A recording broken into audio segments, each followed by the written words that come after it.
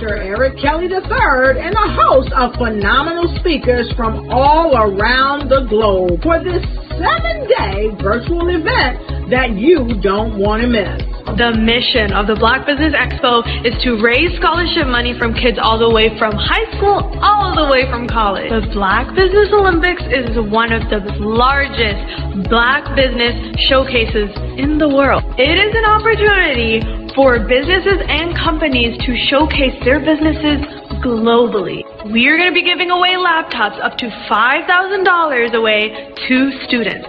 Again, I'm Olivia Appleberry, the founder of 2 Cents Finance and one of the speakers for the expo. I am so excited to see you there. For more info, go to www.blackbusinessexpousa.com or call 919-308-9090 and hope to see you there.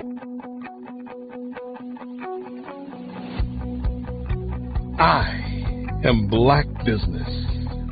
From the moment I wake until the time I sleep. Yes, I am Black Business. I am Black Business. Tell me, are you Black Business? I am Black Business. Do you support Black businesses? Listen, I support Black business because I am Black Business. Black Business Expo, one of the largest business showcases in the history of Black business in the world. The world! Sign up today at www.blackbusinessexpousa.com or call 919-308-9090. I am Black Business. I am Black Business. From the moment I wake until the time I sleep, I am Black Business. I am Black Business. Are you Black Business? I am Black Business. Do you support Black businesses? I support Black business because I am Black Business. Black Business Expo, one of the largest business showcases in the history of Black America in North Carolina. Join Dr. Eric Kelly III and a host of phenomenal speakers from all around the globe for this 7-day virtual event that you don't want to miss. The mission of the Black Business Expo is to raise scholarship money from kids all the way from high school all the way from college. The Black Business Olympics is one of the largest Black business showcases in the world. It is an opportunity for businesses and companies to showcase their businesses globally. We are going to be giving away laptops up to $5,000 away to students. Again, I'm Olivia Appleberry, the founder of 2 Cents Finance and one of the speakers for the expo. I am so excited to see you there. For more info, go to www.blackbusinessexpousa.com or call 919-308-9090 and hope to see you there. I am Black Business. From the moment I wake until the time I sleep. Yes, I am Black Business. I am Black Business. Tell me, are you Black Business? I am Black Business. Do you support Black businesses? Listen, I support Black business because I am Black Business. Black Business Expo, one of the largest business showcases in the history of Black business in the world.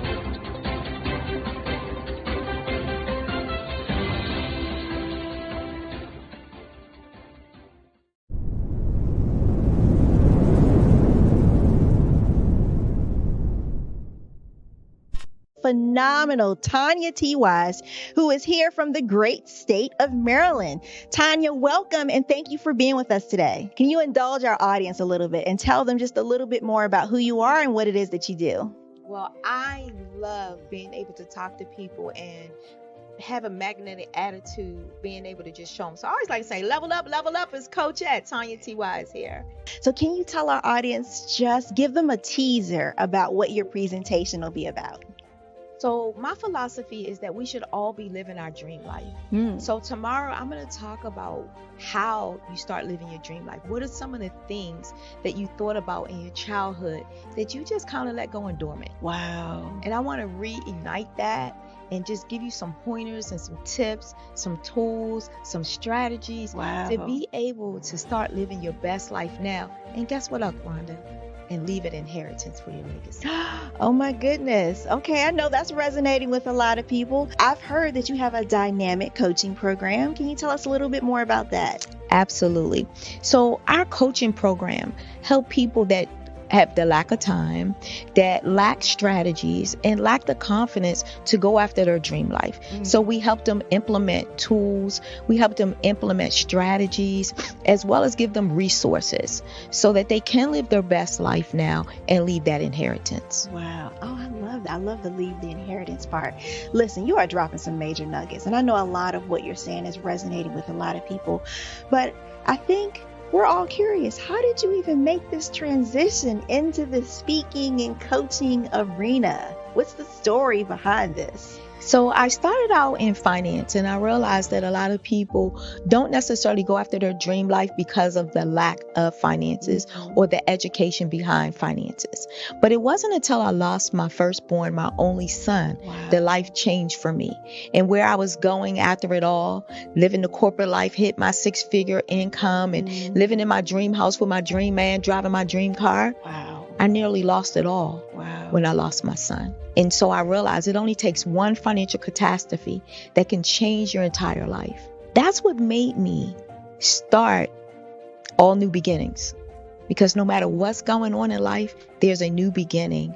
And because of that, we develop a program called Wise Minded. My little slogan is, don't just dream it, let's live it. If they want to connect with you or work with you, what is the best ways for them to be able to do that? Well, for my social media guru, you can connect with me on every single social media platform as Tanya T. Wise.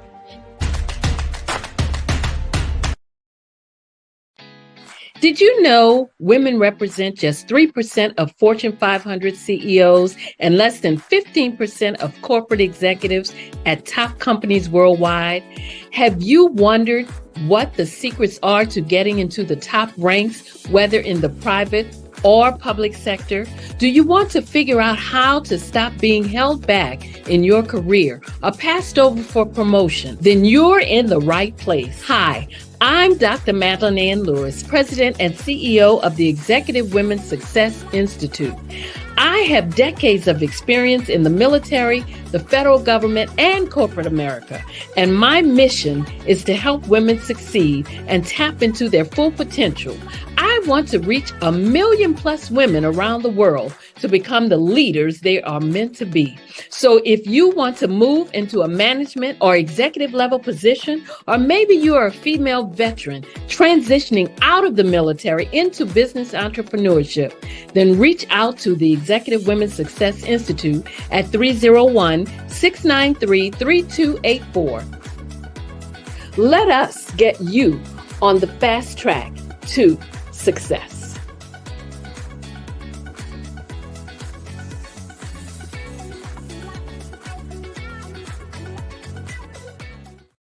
Over the past few years, we've seen the growth of existing and new initiatives focused on financial inclusion, building global networks, and reducing the wealth gap in response to the idea there's not enough seats at the table.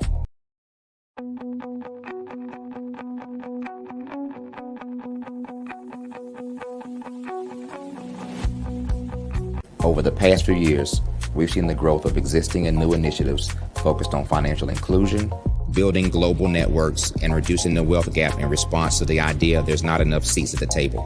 Whether their outcomes are to increase the representation of Black executives on corporate boards, ensure an inclusive global economy, or to create new U.S. African commercial pathways, the strategies are often carried out by separate programs.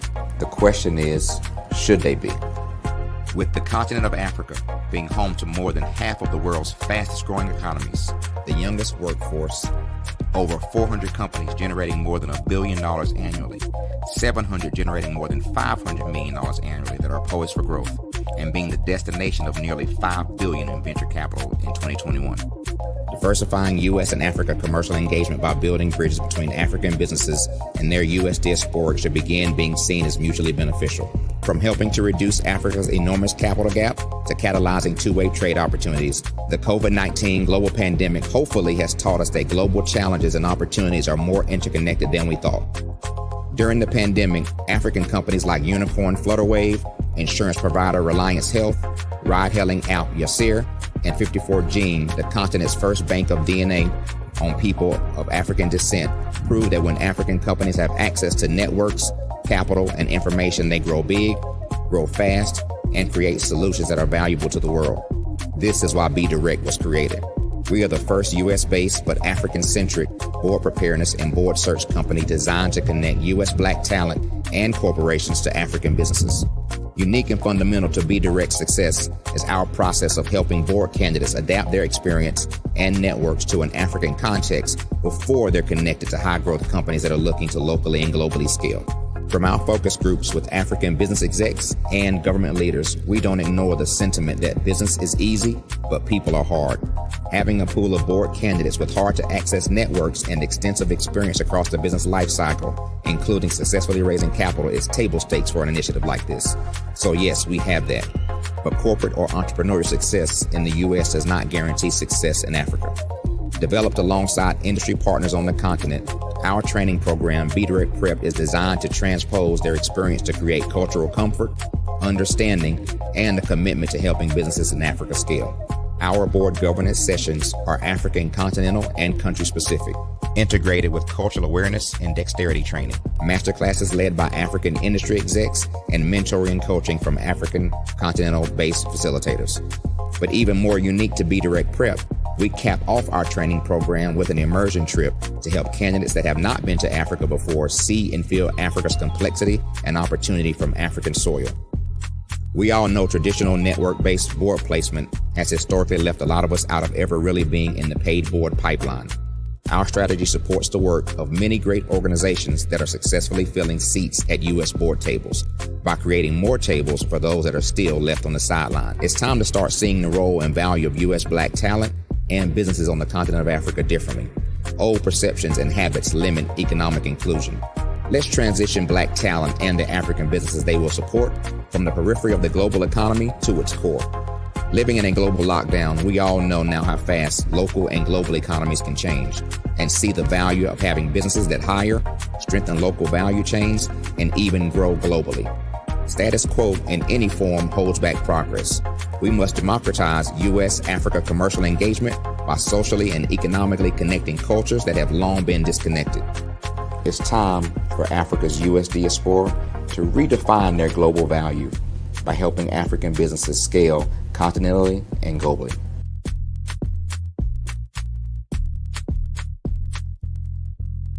I was born in a little village on the island of Haiti. Many deadly diseases pounded me. It is as if they were on a mission to end my existence on this earth. I refused to give up. In 1983, I left Haiti and came to the United States of America. And I came with $5, 2 shirts. I didn't speak any English. I came to Atlanta. I got a job. I was a doorman. I was a doorman with a dream. What I used to come on stage. I'd rehearse this moment that I'm standing in front of you. That's the power of a dream. Maybe today is the day you begin acting as if you already have it. And then step out with full force. Take a risk. No condition is permanent. Don't let your situation distract you. You are chosen.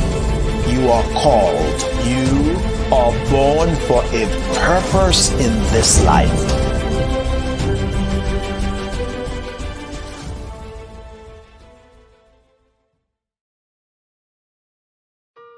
Hello, this is Israel, and I am CEO of Daydreams Interactive and author of Princess Planet. So, genius is common, and as a kid, I loved to daydream. Even as an adult, I love to daydream.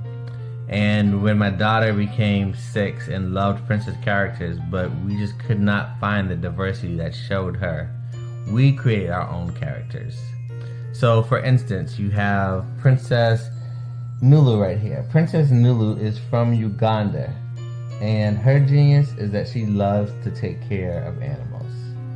She can actually even listen and hear what they say. And then we have Princess Isabella right here. Princess Isabella, she's from Cuba, and her genius is biochemistry. One day she hopes to eliminate disease.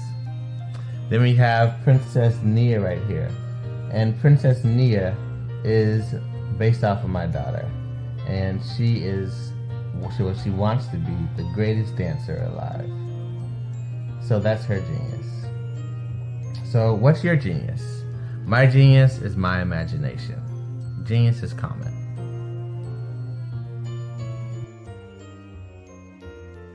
Artist to me is a creative expression of something from nothing. You know, it explodes onto the canvas, or it explodes on in my work. One of the things that I try to do more than anything is I try to just give the lines and the movements and emotions and the expressions into to what I do. Art really means to me a chance to express how I feel deep down inside. Most of my art begins as a thought that I might have, you know, whether it's sports, whether it's history, whether it's a woman or a man. It pretty much starts as an idea of thought before I get into the actual image of what I'm going to draw. I do a lot of historical pieces. I was a history minor in college, and I love to do history pieces. And a lot of times I'm thinking about history, and then I try to make that history impact you as you look at it. That's one of the reasons I do pictures so large. People ask me, why do I do the pictures so big? And I tell them, I want the piece to impact them as they're looking at it. To kind of dominate them, dominate their space. And most of my pieces I try to do off page. I don't try to do anything that's going to be in those four corners or in a square. And I want your imagination to be a part of the piece that you're looking at.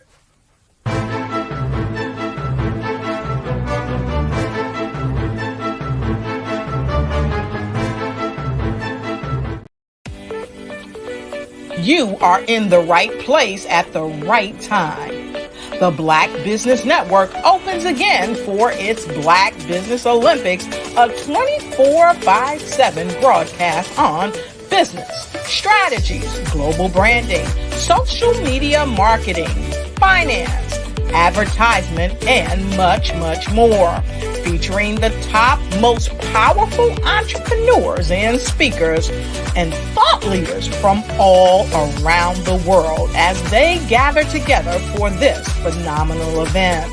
Join the Black Business Network streaming live into the metaverse. STEM City, USA, Black Multiverse, Pod TV, Roku, Hulu, iHeartRadio, Apple TV, YouTube, TikTok, Instagram, Google Podcasts, Facebook, LinkedIn, IBM TV, Spotify, and Twitch. Tune in today and be a part of this amazing movement. The Black Business Olympics welcomes you.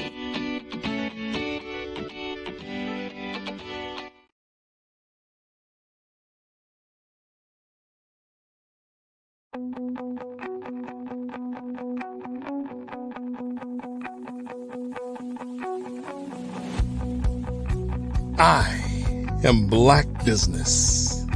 From the moment I wake until the time I sleep. Yes, I am Black Business.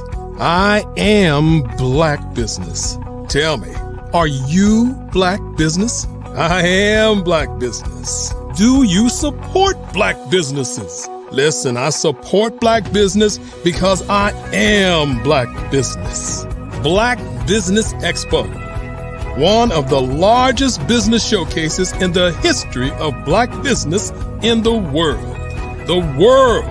Sign up today at www.blackbusinessexpousa.com or call 919-308-9090. I am Black business.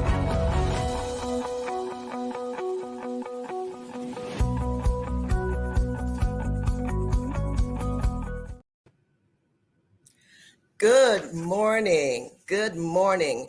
Business owners, entrepreneurs, thought leaders, and corporations. Welcome to the Black Business Network.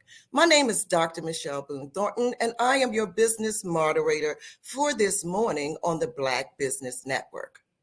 The Black Business Network is a 24-hour business network showcasing Black businesses, Black owners, entrepreneurs, and thought leaders worldwide.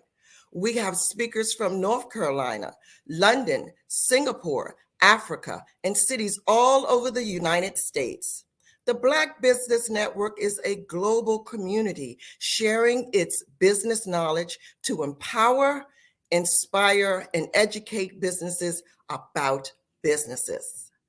Our speaker this morning is none other than me, and I am going to tell you a little bit about what I do, my business, and how I approach several things. One of the things I do is helping people to establish emotional wellness. This came about from a combination of my expertise in mental health for over 20 years and in higher ed. So that gave me that teaching format in the knowledge of mental health and illnesses to put together.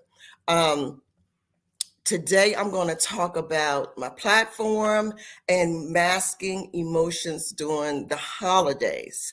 And I am a speaker, a conference person. I attend conferences and speak. I do radio retreats, international interviews, and I train employees, corporate and professional development all over the world.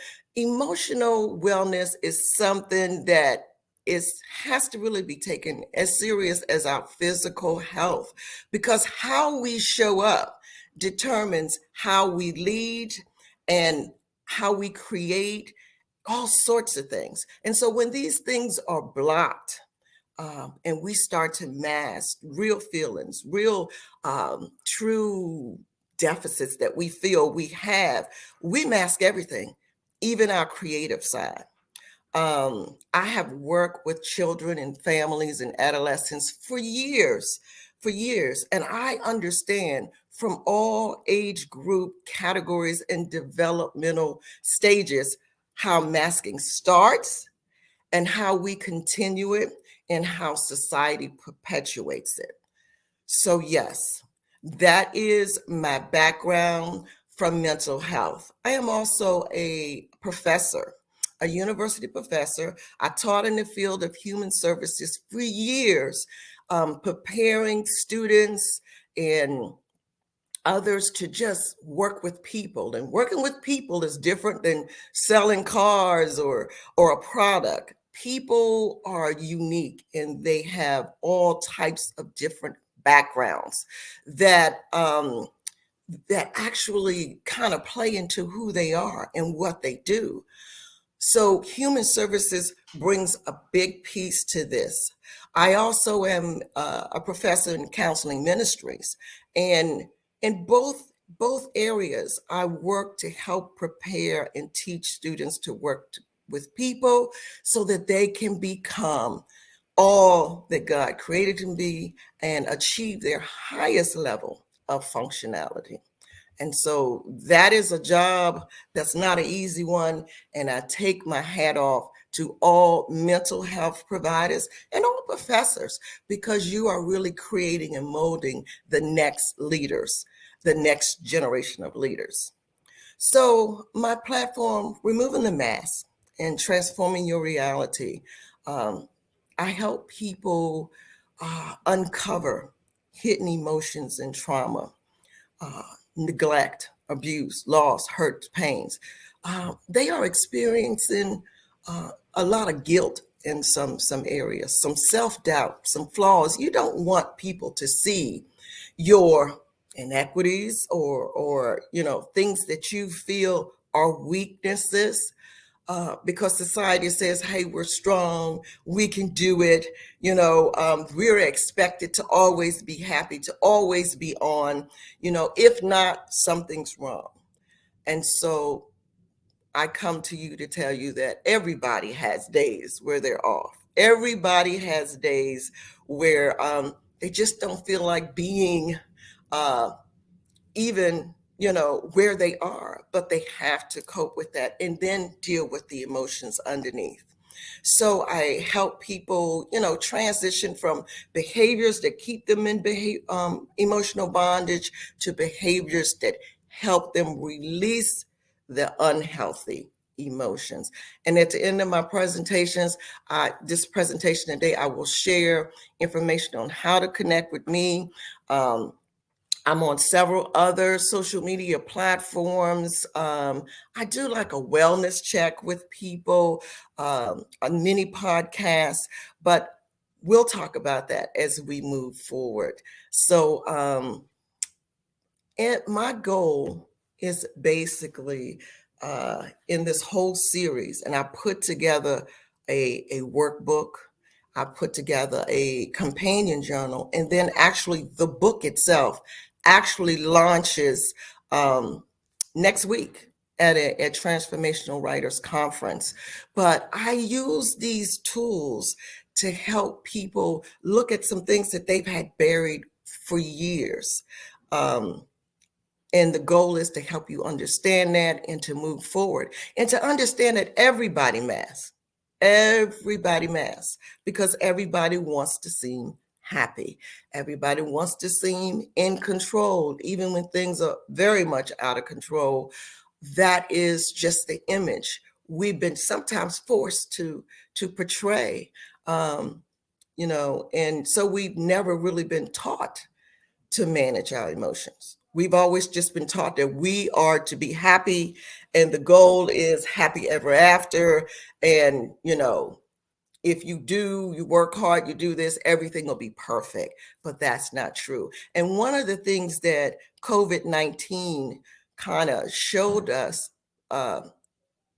is the stuff underneath the mask, because we all collectively experience some level of trauma, either personally or vicariously. And so as a nation, we just all went through this whole mental health crisis because, there was loss, there was devastation, there was the unknowing, there was just a change from the normal reality. And for some people, change is really difficult and scary in and of itself. And this impacted the world simultaneously. And so now as we come to where we are in this season, we have to come to grips to some of the pain that we've been masking since COVID. And some of us have been masking it before COVID. We had some childhood trauma and things that we had not really addressed. So one of the things that I want everybody who I work with to deal with is those mask emotions. And for some of us, we wear a mask 24/7. Some of us can take it off at home. We can be ourselves. We can kind of let our hair down. We can do whatever we want to do. We don't have to worry about pleasing anybody else. But some of us still, when we come home, we still have to wear that mask at work, in our community, with our friends and colleagues and our family, because unfortunately, they only know the person that we portray outside of the mask. And I understand it. I get it. You wear a mask to kind of keep yourself protected. so that you're not really bombarded with all of the stress that's out there, all of the noise, all of the distractions. Sometimes we keep the mask on so that we really don't have to deal with loss, death, social injustice, social media, traffic, just this toxic political climate. We mask to stay safe, to keep ourselves safe. It is honest dialogue that we need to start having with ourselves first. And so the workbook that I created gives you scenarios so that you can kind of look at your life and look at what you've been doing and how you've been handling it, and to help you move towards a more healthy way to deal with those feelings that have been repressed, so that you can begin being your authentic self. And I can remember just masking some of my own feelings, just going through life trying to be that wife, that perfect employee, that good friend, that sister, that person that supports everybody except me. And so when I started to unmask, people were like, "What's wrong? Are you feeling okay?" No, I'm just really being who I am. One of the things that we have to realize, especially as we approach this holiday season, is that we tend to mask on top of the stress that we start to feel during the holidays.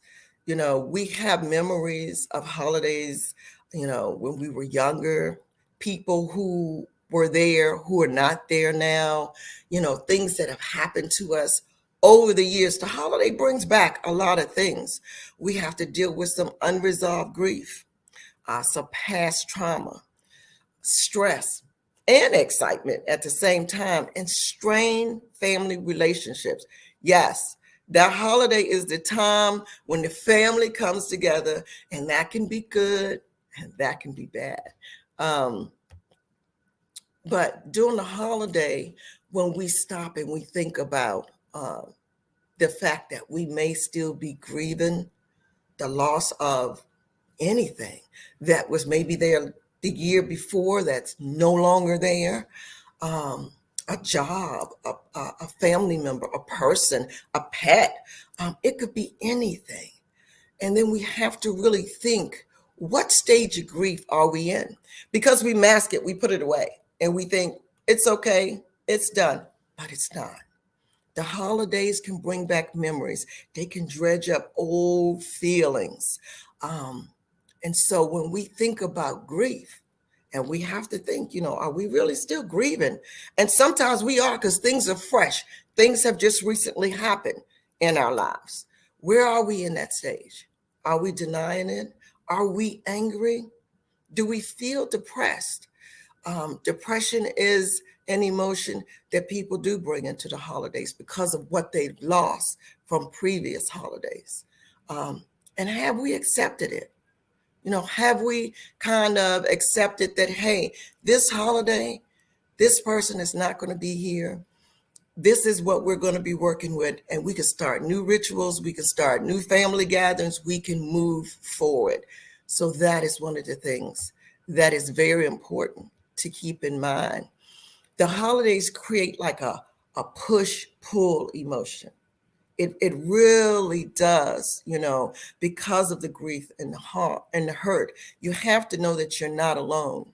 You don't really want to think about that. I'm supposed to be happy. I put up the decorations. My house is beautiful. The tree is beautiful. Everything is beautiful, but I still feel this pain.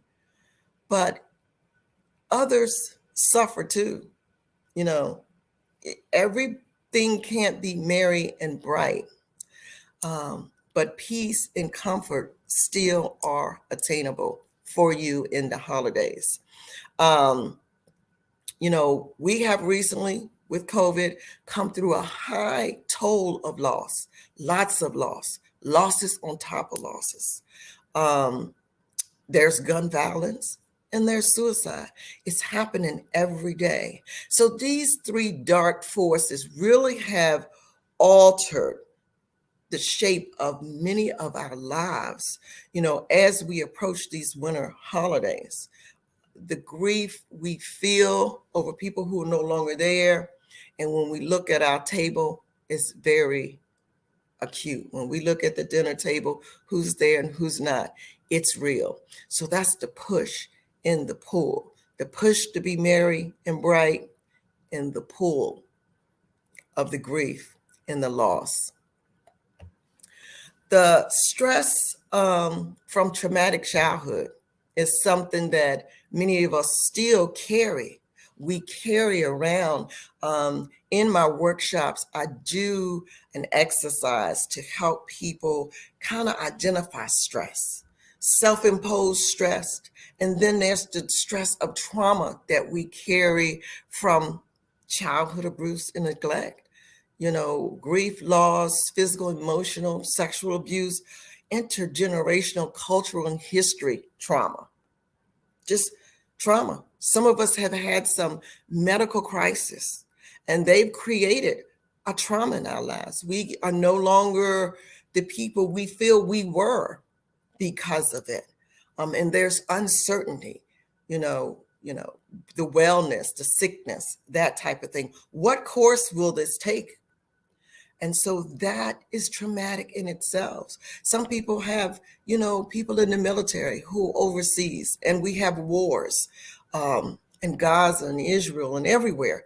So this is just something that is in our environment, and we don't want to deal with it every day.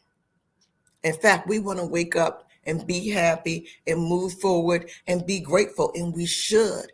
But those things are up under that mask, those emotion, that stress. We think we're burying it, and we're not.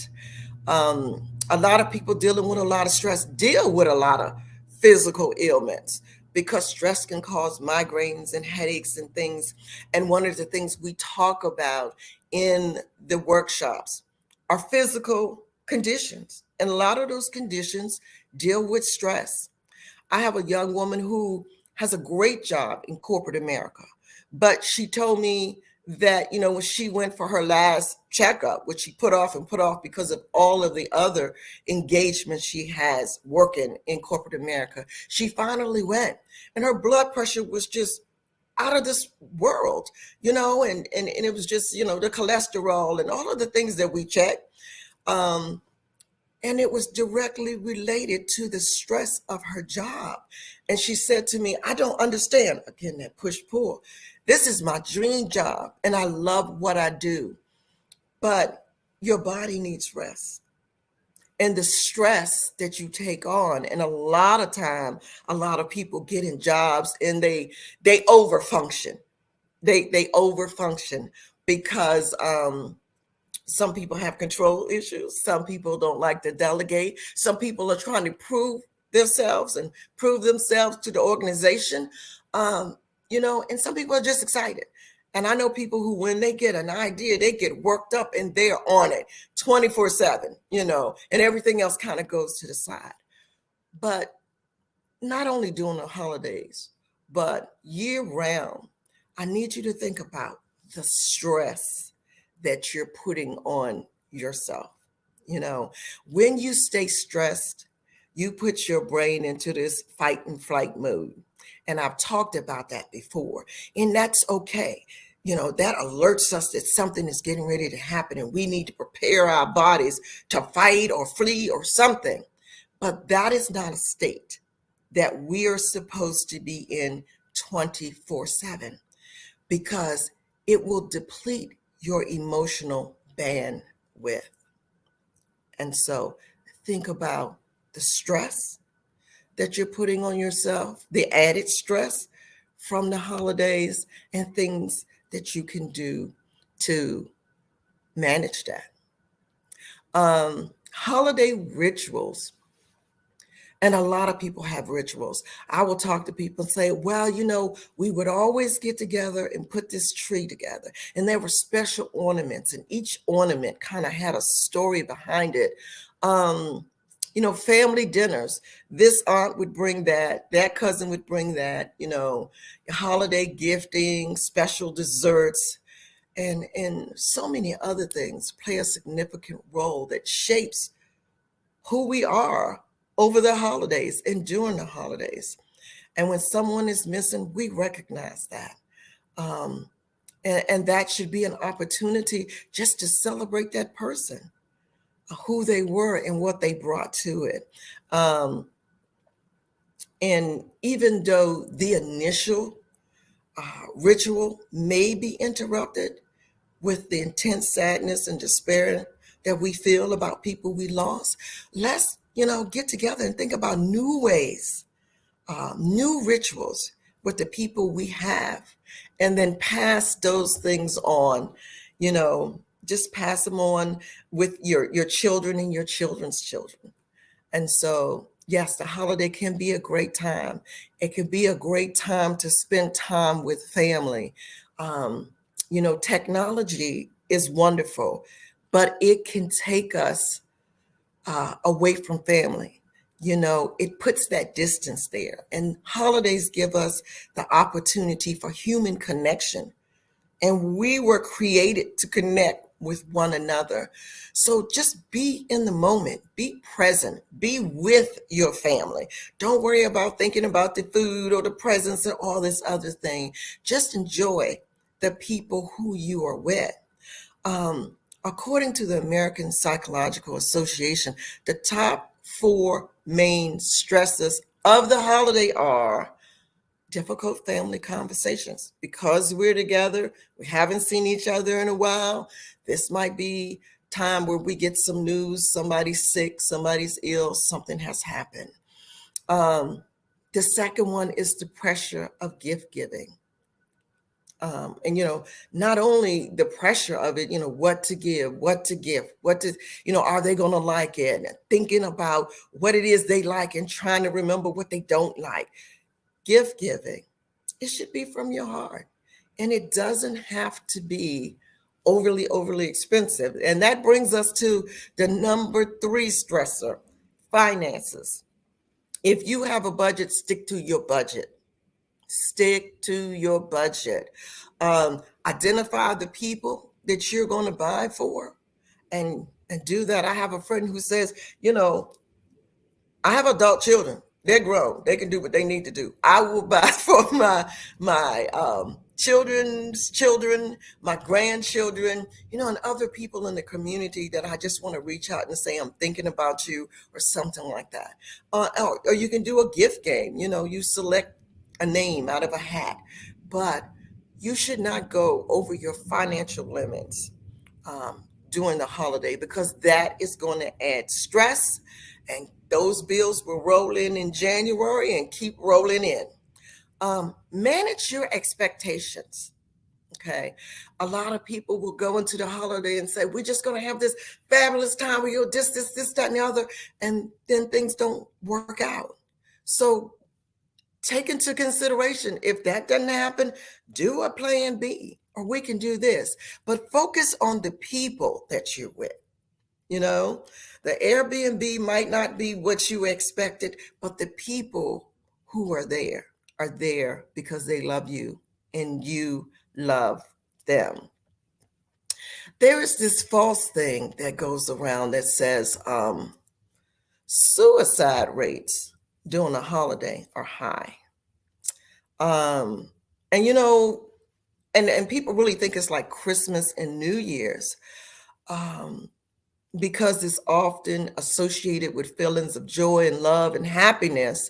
And when this doesn't happen, or when the stress of the holidays, starts to mount, that people, will take their own lives. But this is not true.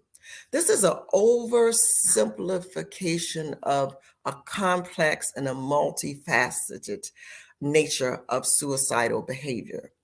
It's not true.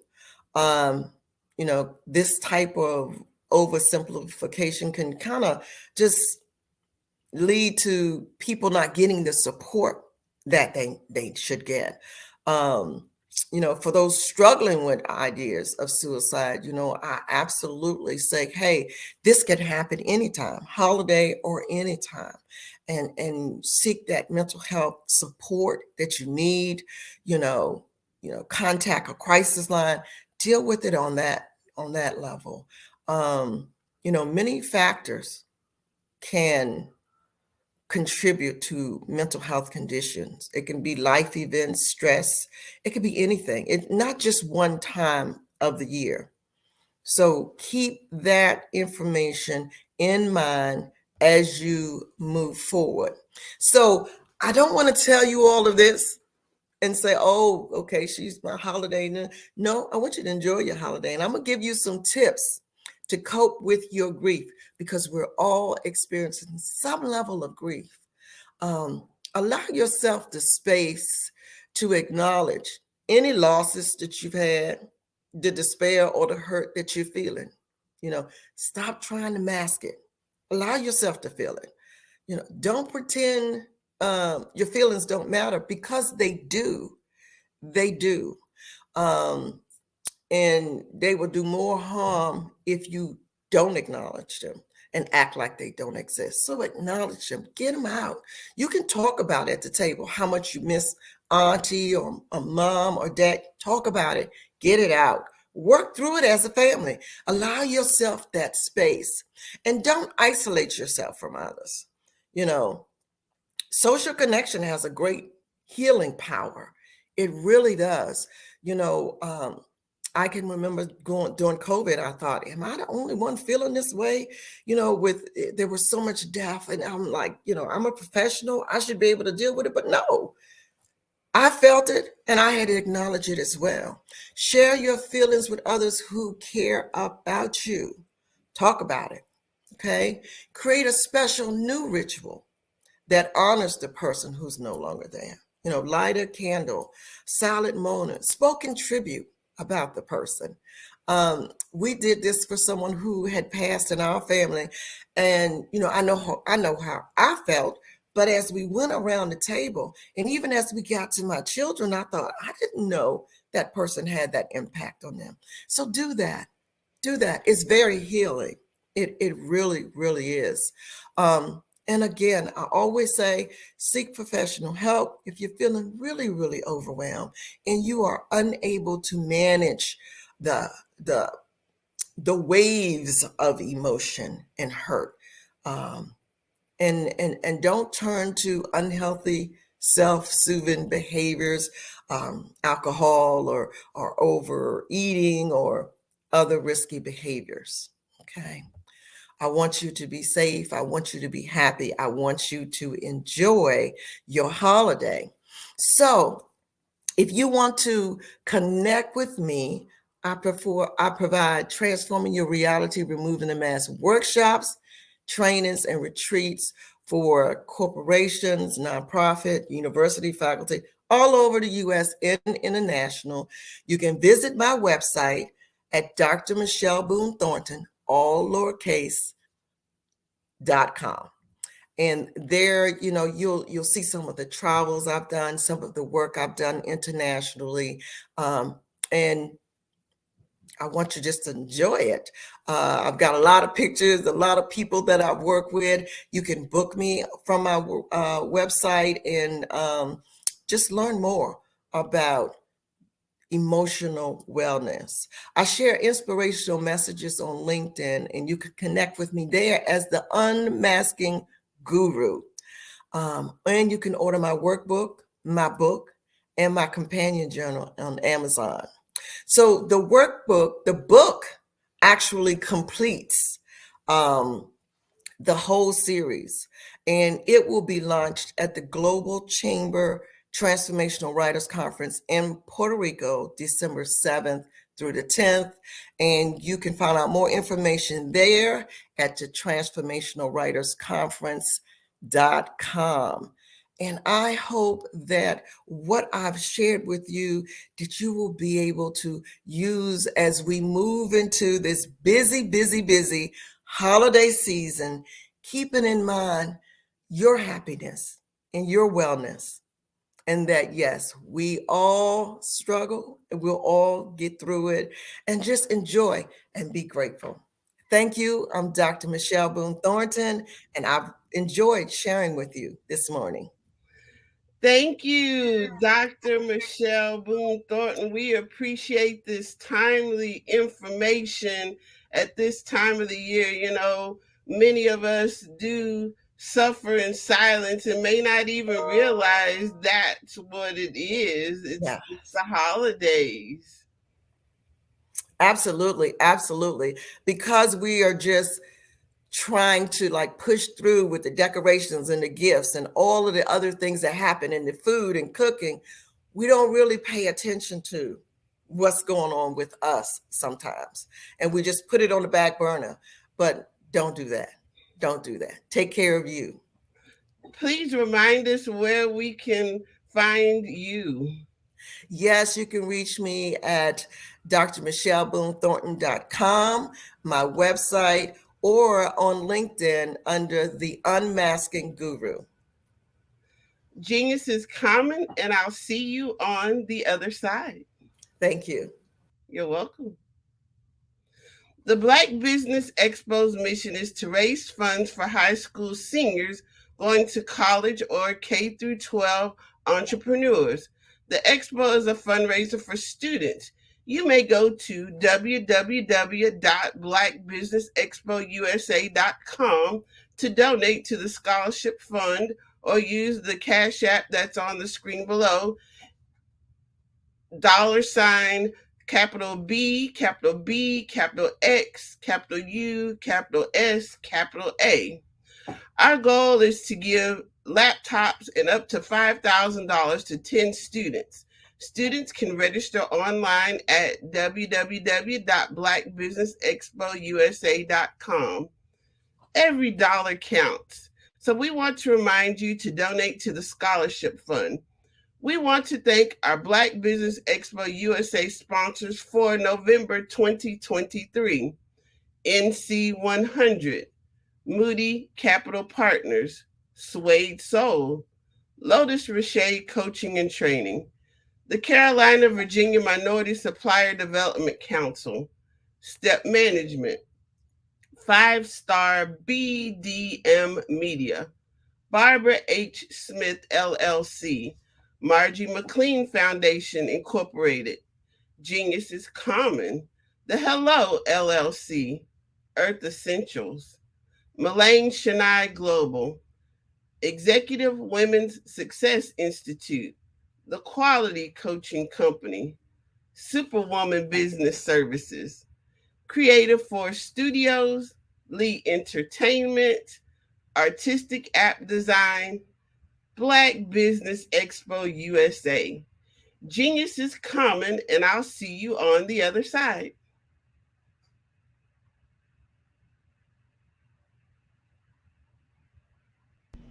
Why do I do what I do? You know, my life coach asked me that a few years ago. And she said, Tony, what's your why? And I told her, and she said, girl, you've already accomplished that. Perhaps you need a new why. Hi, Tony Harris, Amy Hoydu with Say It Said Marketing, one of your students. And just wanted to say thank you, Tony Harris, for spending so much time with me and giving me that boost in my business that I so drastically needed.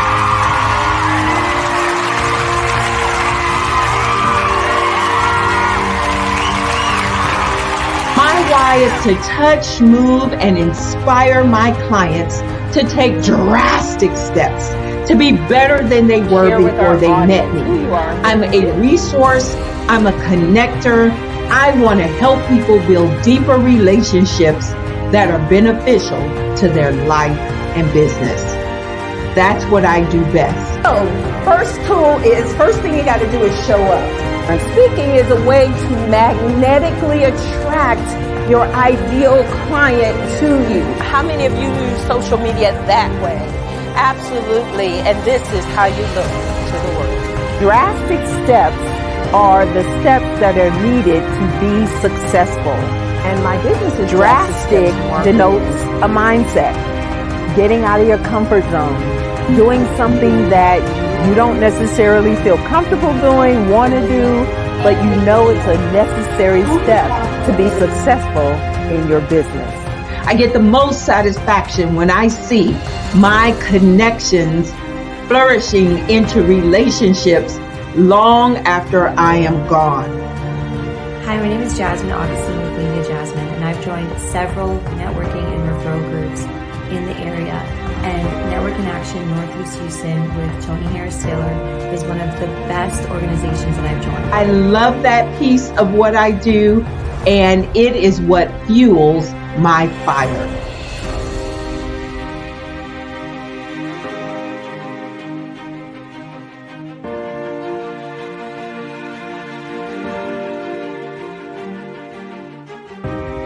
My name is Tony Harris Taylor, saying take a drastic step today for a fantastic tomorrow. Ladies and gentlemen, and fellow professionals, please allow me to introduce myself. I am David Jones, the co-founder and CEO of the Hello LLC, where I am passionately dedicated to guiding individuals and businesses toward their own return on time investment. Time is my only competition. With over 20 years of experience as a corporate C-level executive, I bring a wealth of knowledge and expertise to the Hello LLC. My career journey has been marked by a relentless pursuit of excellence in marketing, strategy, and business management leadership. I have had the privilege of working with renowned Fortune 500 companies such as Xerox, American Airlines, Hilton, and Geico. However, what truly drives me is the transformational work we do at the Hello LLC. We are pioneering a new approach to business in the metaverse, where we empower businesses and individuals to build strong foundations, automate their processes and systems, while thriving in the ever-evolving digital landscape. More than just a 3D digital marketing agency, the Hello LLC is truly a community built on love, kindness, and integrity. We want more for you than from you. As I often say, collaboration is the new competition. In an era where time is the most precious commodity, I am here to guide you toward your own return on time investment, because if time was sold in stores, it would be sold out. With a deep commitment to excellence and a strong belief in the power of community, I don't just lead a company, I lead a movement into the future of business. Ladies and gentlemen, it is both an honor and a pleasure to be your guide on this remarkable journey. I am David Jones, and together, we will embrace a future marked by success, collaboration, and the transformative work we do at the Hello LLC. Hello stands for helping everyone live life optimally. So, let's make that pivot together and start living life optimally today. Sometimes you got to hear the news from the Black perspective, and more specifically, Black publishers. And that's exactly why you have to download the HeyTie app, the largest mobile app delivering breaking news, videos, and podcasts from 200 of your favorite Black publishers. Yes, 200 Black publishers delivering news as it happens, literally all in one app. Go to HAYTI.com or download the app in the Google Play Store or Apple App Store. It's completely free, along with information that you can trust, so go check them out.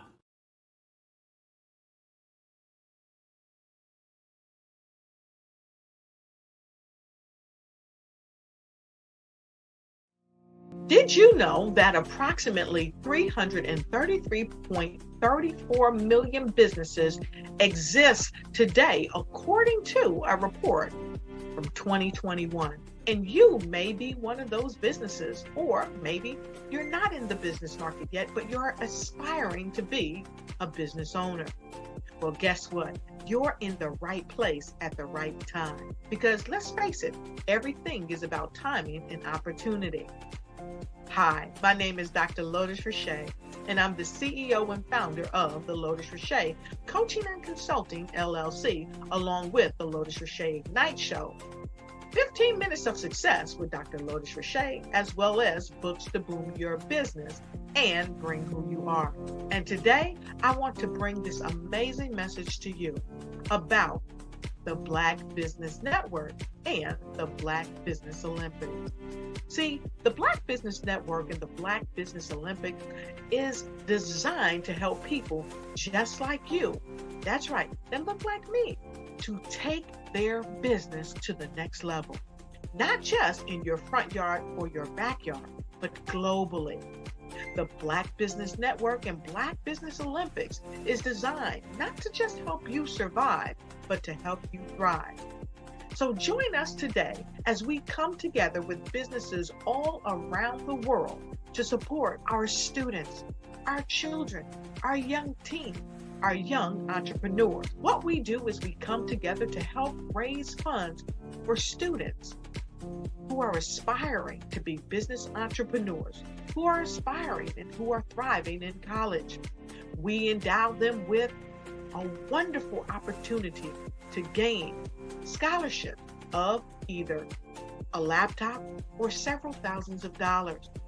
And we invite you to help be a contributor to this amazing opportunity to help someone that looks just like you. So join us today at our website and let us connect with you and help you ignite and take flight in every area of your life on the Black Business Network and the Black Business Olympics.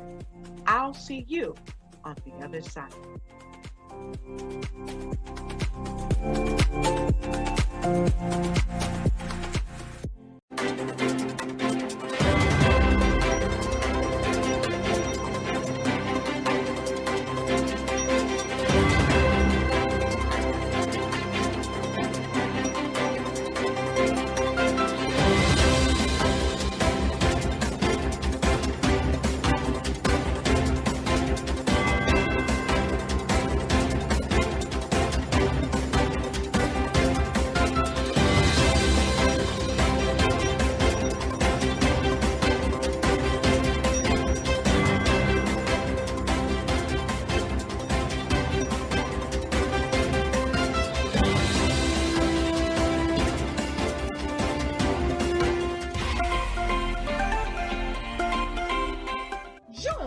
Dr. Eric Kelly III and a host of phenomenal speakers from all around the globe for this 7-day virtual event that you don't want to miss. The mission of the Black Business Expo is to raise scholarship money from kids all the way from high school all the way from college. The Black Business Olympics is one of the largest Black business showcases in the world. It is an opportunity for businesses and companies to showcase their businesses globally. We are going to be giving away laptops up to $5,000 away to students. Again, I'm Olivia Appleberry, the founder of 2 Cents Finance and one of the speakers for the expo. I am so excited to see you there. For more info, go to www.blackbusinessexpousa.com or call 919-308-9090 and hope to see you there.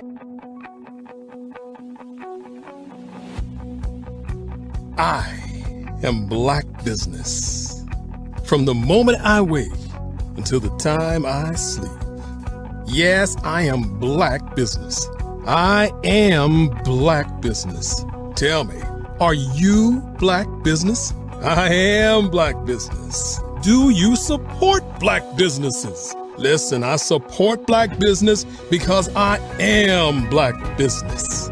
Black Business Expo, one of the largest business showcases in the history of Black business in the world. The world!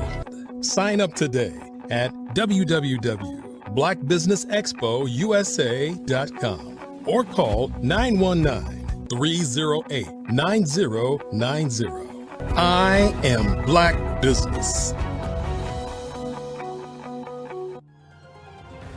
I am Black Business.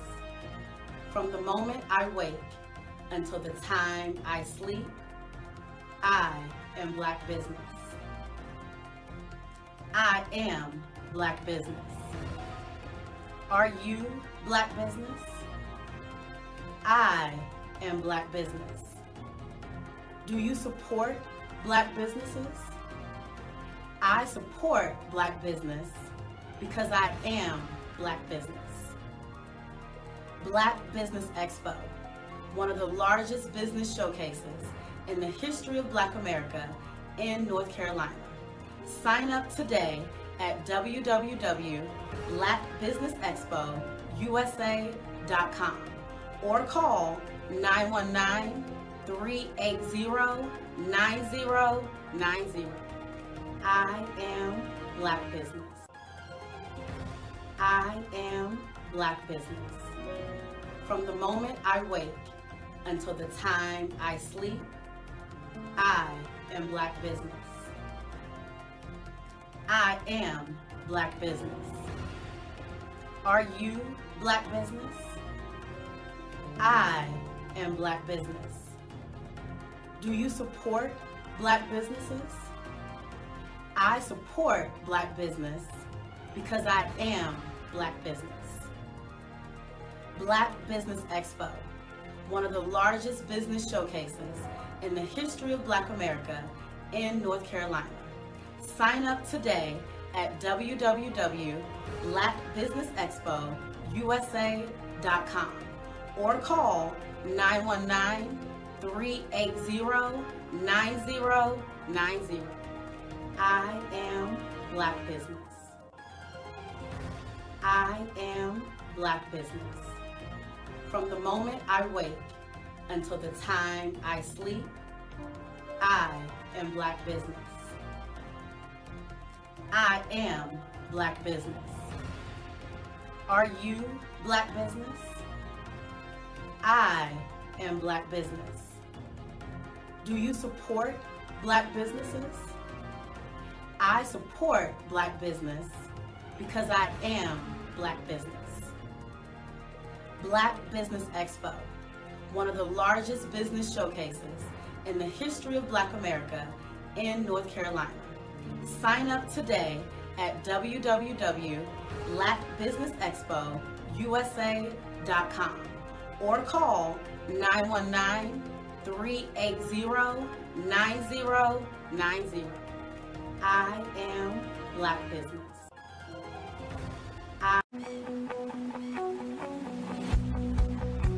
I am Black Business. From the moment I wake until the time I sleep.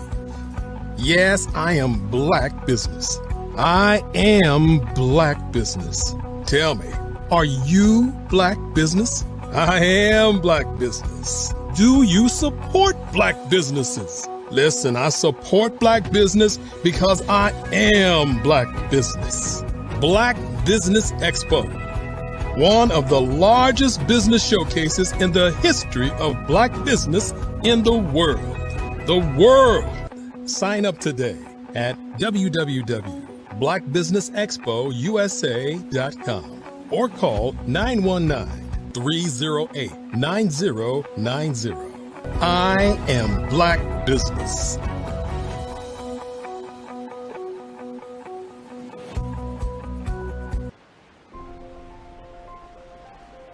What if you could build your own city? A place where every child can find nurturing people to help them achieve their full potential. A place where every adult can access job training support, where health education is abundant, where social justice ruled the land. A place without limitations. Welcome. You have arrived at STEM City USA. It is what every city should be. A safe and trusted community where you find people and resources to help you become everything you are and beyond. STEM City is unlike anything you have ever experienced. It is a digital twin of the world around you, only better. STEM City is about energy and soul renewal. It is more than a digital world. You can almost feel the power of live cultural events, music, and theater.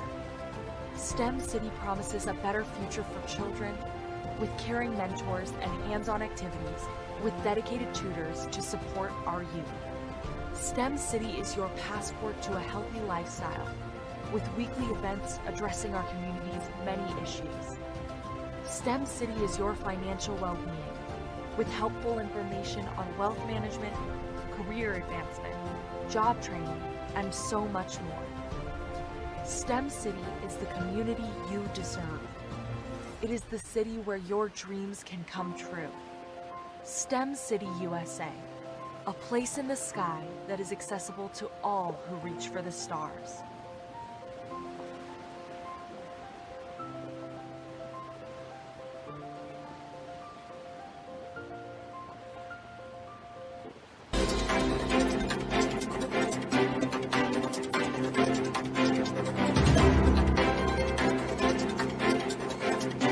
I'm Ramon Ray, founder of Smart Hustle Magazine and smallbiztechnology.com.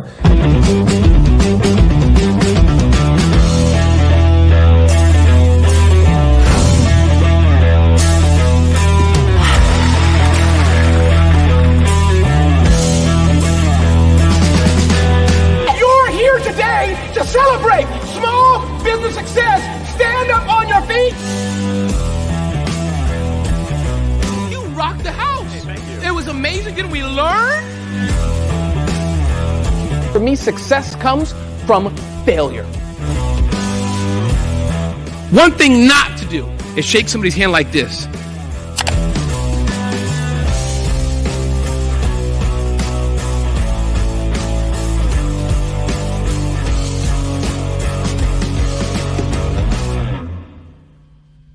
I was born in a little village on the island of Haiti.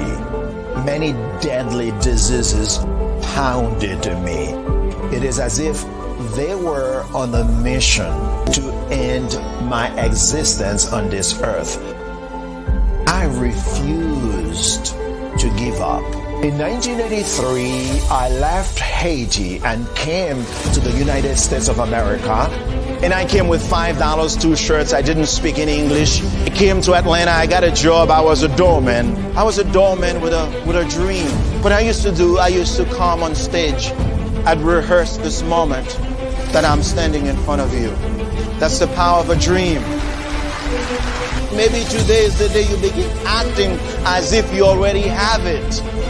And then step out with full force. Take a risk. No condition is permanent. Don't let your situation distract you. You are chosen. You are called. You are born for a purpose in this life.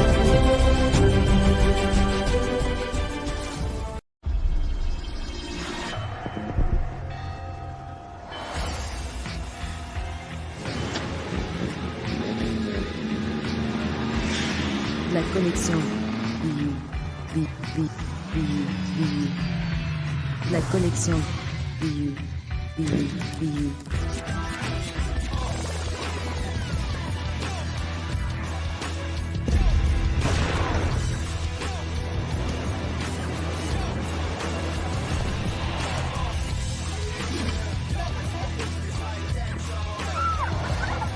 In a world obsessed with the cult of celebrity, I challenge you not to aspire to anyone else's greatness, but instead strive to reveal and ignite the greatness within you. Are you serious? I totally think that's it. Hey. No! Hey! To me, sexy is a man that knows who he is and what he wants. He's comfortable. You look at him, you see him, he's just comfortable being himself. And you're like, Baby, be you. be you, baby. Just be you. I like it. Introducing the Be You collection, exclusively available at K&G Fashion Superstore. Social media is evolving. It's more vibrant, more colorful, more energetic, and so are you. It's not just photos anymore. It's video, it's audio, it's subscriptions. And now there's Fanbase, a new monetized social network. Fanbase delivers the complete native app experience with full content monetization for every user. No algorithms that shadow ban your engagement or growth, and no ads. Follow anyone for free and subscribe directly to your favorite creators for $4.99 a month. Plus, show some love by tipping on any post. Also, make a Fanbase page and monetize your content the same way.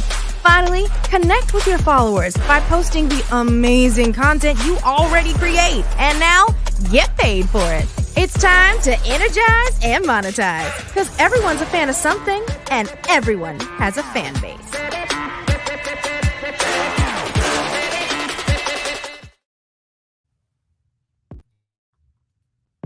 The Black Business Network and Black Business Olympics are essential platforms for Black business owners globally. They provide the tools and support you need to succeed in today's competitive marketplace. Join us today as we collaborate together with businesses from around the world to support our children, students, and young future entrepreneurs, Black businesses and corporations. We raise funds for students going to college and young entrepreneurs who are aspiring to be business owners, and we invite you to be a contributor today. Visit the website www.blackbusinessexpousa.com to connect with and learn more about how the Black Business Network and Black Business Olympics can help you not only share your amazing business story to businesses, but also serve future generations. Hello, my name is David Jones, CEO and co-founder of the Hello LLC, where we help businesses build a culture, brand and experience, and leverage technology to pivot into Web3. Join the Black Business Network streaming live into Roku, Metaverse, STEM City, Black Multiverse Enterprises, Hulu, YouTube, iHeartRadio, Apple, Facebook, LinkedIn, Spotify, Twitch, and Google Podcasts. Tune in, turn on, and let's thrive.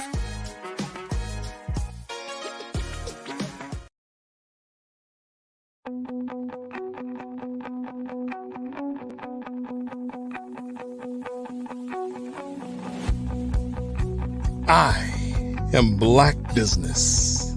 From the moment I wake until the time I sleep. Yes, I am Black Business. I am Black Business. Tell me, are you Black Business? I am Black Business. Do you support Black businesses? Listen, I support Black business because I am Black Business. Black Business Expo, one of the largest business showcases in the history of Black business in the world. The world! Sign up today at www.blackbusinessexpousa.com or call 919-308-9090. I am Black Business.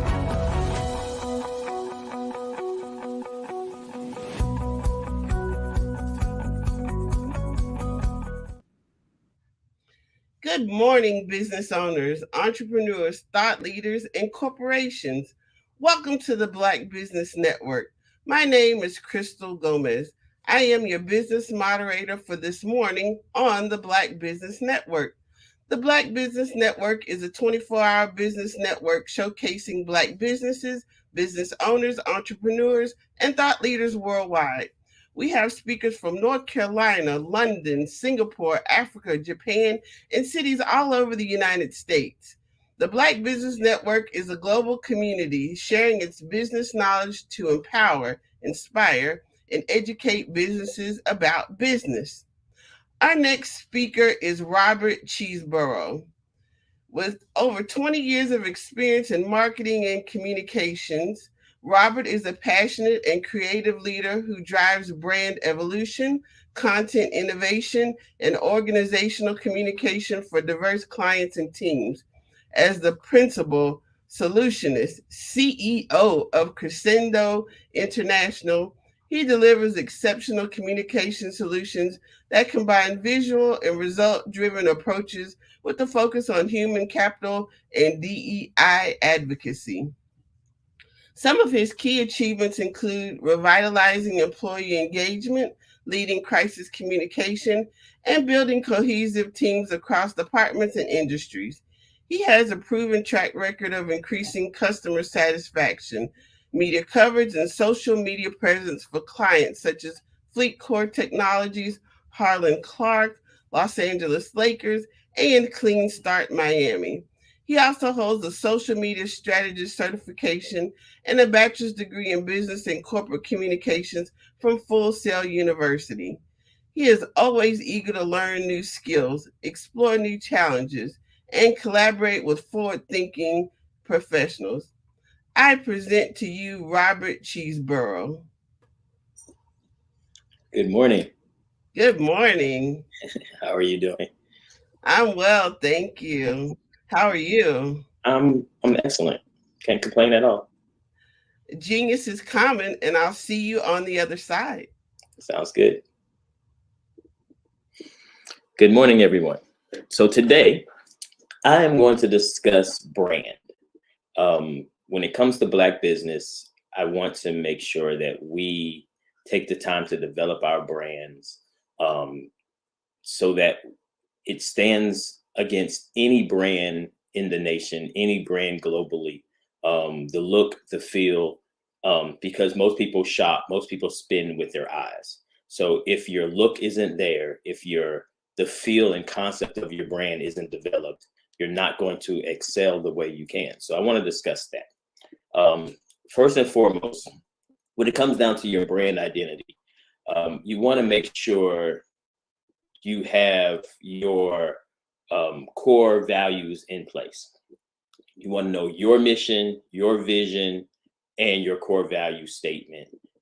Develop that is key to being able to hold an initial elevator conversation about your company, about your brand, about where you currently stand and where you plan on going. I'm a very visual person. I'm a graphic designer by core. I'm an artist by nature. So the visuals are very important to me. I am one I'm going to push you to develop your brand. You can go anywhere in the world and you see the golden arches, you know that's McDonald's, right? So you want your brand to develop the same space. You know, will someone in Afghanistan know your brand today? Probably not. But if you build it the right way, with as fast as things expand across the globe with the internet, your brand can absolutely have a reach. So let's talk about market first. First, you want to determine your target audience. Some people want to sell their product to everyone, and of course you do. But you still have to nail down your target audience. You have to figure out who you're marketing your product to. Unless you have a ton of money to throw behind your product, you have to strategically market your product off base. At the end of the day, you want to work on building your brand. You want to make sure your logo stands and speaks for itself. Someone should be able to look at your logo and know what you do, unless you have a company that you don't want anyone to know what you do. And there are a couple of those that exist. But someone should look at your logo and have some attachment to know what your company offers. It should open the door, at least. It helps your process. Determining your audience is key. Because that determines your voice, that determines your identity, your personal identity of the brand itself. How you are as a person doesn't necessarily equate to how your brand views things and responds to things, because you have to be in a position to have a political stance on everything. Everything that's happening across the country, across the world, is something that can affect your brand. As early as late as this morning, Elon is in trouble because he said something, and he's getting pushback on X because of it. You have to be careful what you say. You have to be careful what you stand for. And one thing I would suggest is making sure whatever you do decide to stand for, you stand for it completely, and you stand on that ground, and you're willing to die on it. That's your company voice. That's your entire brand is based on the personality that you create for your brand. You want to make sure your tone is very clear, and it doesn't have to be clean. It just has to be consistent. I have companies that I manage, and they have a very clean, very vanilla stance when it comes down to the tone of their company. But then I have some that push the envelope. How a company like Pinky's Black owned Slutty Vegan, and how they market is completely different than how the regular pizza spot around the corner will market. So you have to pay attention to that. The next thing that's most important for me is your visuals. So when it comes down to your brand, comes down to your logo, like we talked about McDonald's, everyone knows the Golden Arches. You know, some companies change their logos.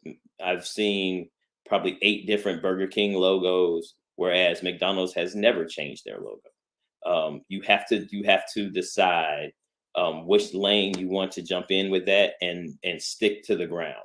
If you're sticking with your logo, stick with it. Believe in it. Follow it. You know, and at the end of the day, really what you want to do is you want to get your employees to become walking and talking billboards for you. You want to make sure that your brand is something that someone would want to have displayed on their person, whether that's on a shirt, on a hoodie, on a sweatshirt, on a sticker on their car, on a flag, anything. You want to make sure that you're seen. You want to make sure that your logo stands for something. How I would suggest designing and coming up with your logo. I personally still strive and still develop logos and brands off of the golf ball technique, which is once you create your logo, impose it over a golf ball. Because how perfectly imperfect a golf ball is, with the little dots and the little divots in it, if your logo can stand that and put on that arch and put on that ball and hold up and you can tell what it is, then your logo's in the right space. You want to make sure you dig into your color schemes, pay attention to it, because as you can tell, some companies use certain colors, some companies don't. Certain fields are big on different colors. One thing I've noticed recently is banking.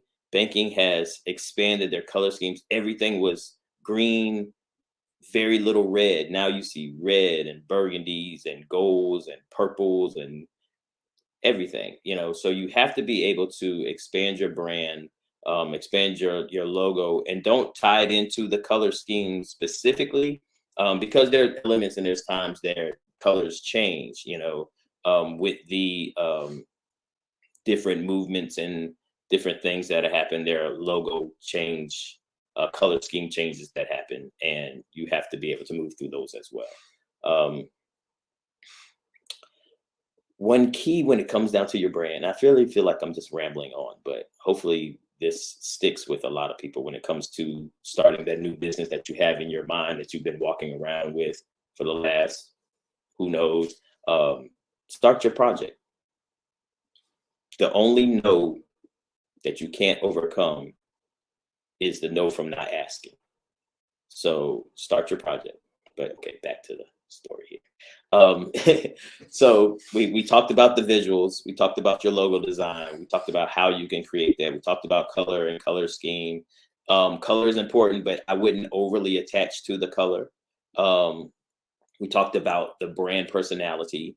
We talked about the tone and voice of your company. And you have to also, again, go back to the tone of your company and your personal tone do not have to match. They just don't. You can stand for completely different, in a completely different space, for the business aspect of what you do. Let's see, we talked about market research, your audience. You know, determining your audience is key, and how to reach the said audience. Okay. Now, let's see, we talked about brand. We talked about your messaging. Let's go to marketing, obviously, right? So, of course, you want to pick which channels you utilize. You want to pick that based on the channels that your audience uses. If you have a product that is youth-based, you really want to go with a platform that's that targets them. You know, you won't. I wouldn't put a product that is made for teenagers on Facebook. Not anymore.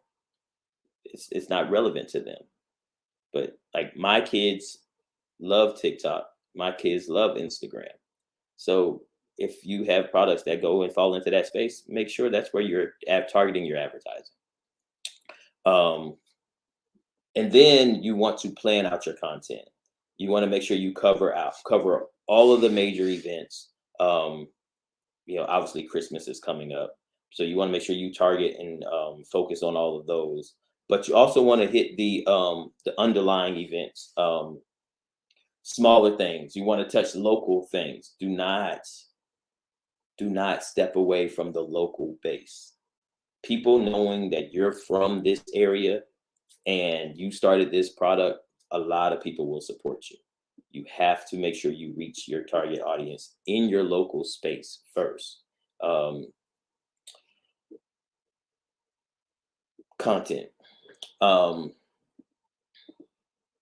You want to make sure you figure out what interests your audience. That way you can plan your content. But there's a space where you can also step outside of the normal. If you have a product that is targeted for males, then sometimes you might want to change your target and change your audience and change your marketing towards the females, solely because they can carry a message to the males for you. Doesn't quite work as well going back the other way, but these are the things that you really have to plan out when it comes down to your content for your social, for your marketing as a whole. As we know, marketing as a whole now contains social media.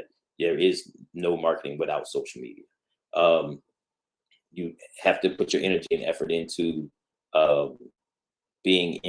building a solid content calendar, and knowing what you have to say, knowing what you need to say, knowing where it is vital for the growth of your company. So from there, you've started to build your brand. So the next thing you want to focus on is your engagement. I honestly like to take the time to build responses to negative situations first. Let's sit down and brainstorm. This could happen negative, that could happen negative, and how we respond to that. Because everyone is not going to like your product. Everyone, and they shouldn't. Everyone's not going to like your product. Everyone's not going to like your brand. Everyone's not going to like your advertisement. Some people are going to challenge it. Some people are going to push back. Some people, it shouldn't. If your advertising is good, somebody should hate it because you're reaching them, but the same of that bell curve, the same side, people should love it and absolutely support you. You just have to be able to have an intelligent response to the hate that you're going to get. And I like to plan for that. Crisis communication is very important.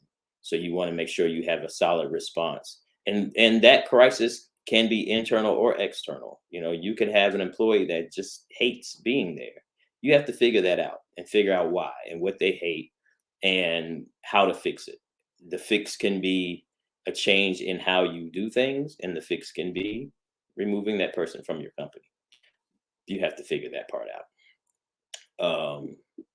Customer engagement is absolutely important. You want to make sure the user experience is absolutely on point. You want to make sure your service is impeccable.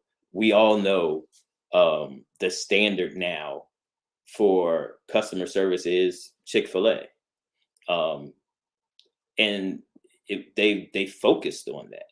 It's something that's taught in training. It's something that's taught in every element of what they do.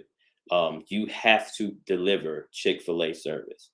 It's the one thing that you consistently hear when it comes to Black business. I don't know if anyone else is listening, but the one thing you consistently hear when it comes to Black business is the lack of customer service. We have to do better.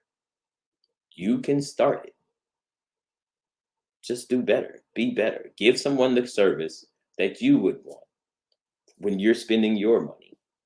It's simple. From there, Feedback. You want to make sure you address every issue broadly. You want to then address it specifically. So you speak to the big umbrella of the problem, but then you focus in on the person who had that issue and how you fix that issue with them. The biggest thing you want to do is build champions for your brand. You want your employees to become walking, talking billboards for you, the same as you want your customers, because the one thing you cannot buy is word of mouth. And the word of mouth that will hurt you is the one thing that will hurt you the most. If it's human nature, right? Think about the last time you had bad food at a restaurant. You told people, like the food was horrible, the service was bad. Like you tell people, everyone tells someone when something isn't great. But the reality of it is most of the time people don't say something to someone when it's outstanding. When you receive great food or great service, a lot of times people don't have that conversation because people are selfish. They don't want to share it with someone else, which is crazy, right? You want to make sure that the people who are enjoying your products, who are enjoying your service, are willing to speak about it. You have to incentivize them for that, whether that's giving percentages off or giving free gifts. I am a huge fan of giving away a T-shirt with your logo on it, because you never know. You never know. Someone may throw that T-shirt on to run around the corner to go to the store, and then someone else sees your brand, and that's all you can ask. So I am a very big proponent of making sure you spread your brand in that method. When it comes down to your feedback, you want to continuously improve your feedback. You want to make sure that you dive into issues, and you don't want to just leave it. You don't want to address it once, call yourself pseudo satisfying the customer, and move on. Circle back, build a team or build a segment of your time where you respond, and then you follow back up later with a response and check on the customer, check on how their interaction with your business moved from where they were. If they purchased something else, if you can incentivize them to come back. Those are all very key elements to the growth of your business, the growth of your brand.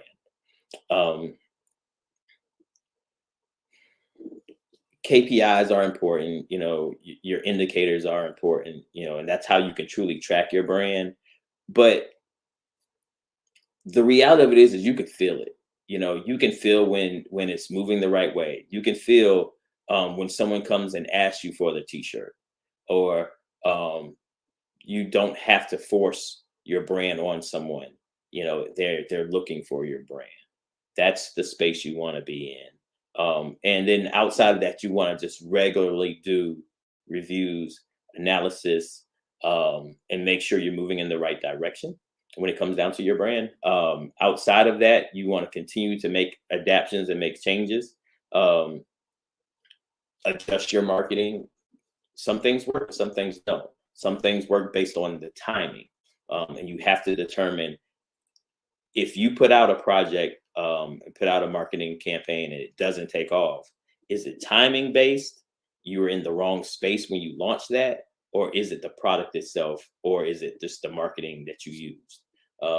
Be willing to make the adjustments, be willing to make the changes. Don't hesitate on the adjustments, because the faster you adjust, the faster you can fix it. Just and build solid brands, everyone. There is so much space with the growth of artificial intelligence. There's so many roles that are going to be gone in the next 10, 20 years that are going to be completely computer automated. So now is the time. If you have in your mind that you want to start a project, you want to start a company, you want to offer a service, you want to, whatever it is. And I am a proponent of all Black business. I don't care if your business is house cleaning, to lawn service, to graphic design and web building, to comms, whatever it is, start it. Start now. Like, you actually should have started yesterday. You should have started hearing this. But start now. Start now. Contact me. Contact the Black Business Network. We're here to help. We're here to help you grow. We want you to be excellent at what you do. So ask for help. I think that's one of the biggest elements when it comes down to brand that we won't do. I don't get it. Why not ask somebody for assistance? Most people are here to help you. Yes, there are times when people are too busy. There's times where people have so much going on in their lives that they can't. But be willing to assist someone first, but then also be willing to ask for the help that you need too. It's key. So let me run back through kind of what we talked about here. So when it comes down to building your brand, first you want to define your core values, your mission statement, and your vision.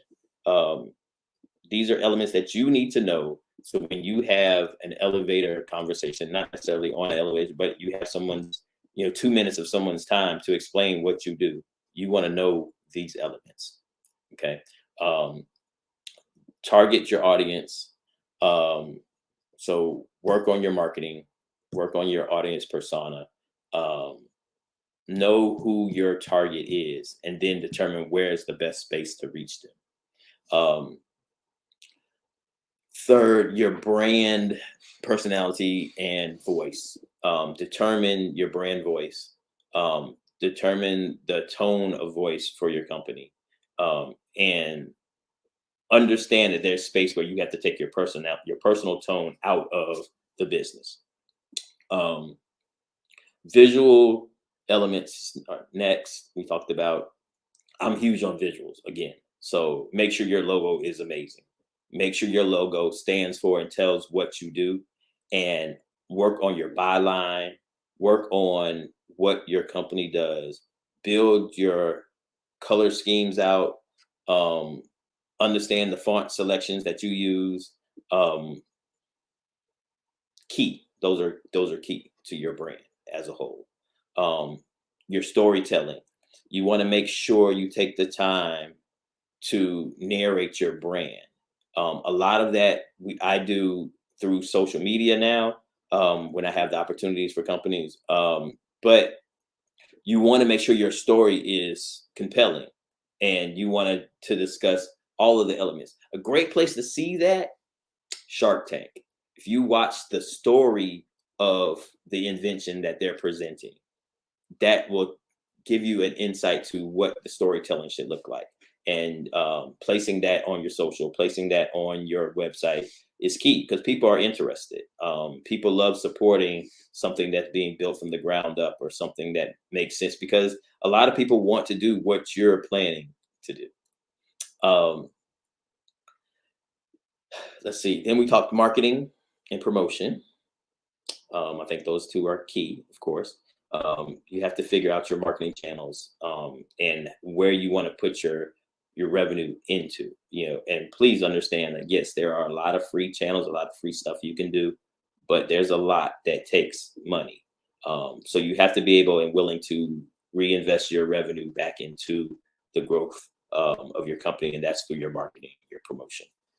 I am, again, a huge fan of making your, I want to change the term, building your brand to where your employees desire to wear your brand. You want your employees to walk around and show your brand and have someone ask about it. That's key. So if the shirt pops hard enough and someone asks, "Hey, what's that?" That's it. You win. That's your win. The great piece now is it's easy to give someone the information. Here, scan this QR code. That'll open up this and show you exactly what we're talking about. So make sure you implement that and use that in your process.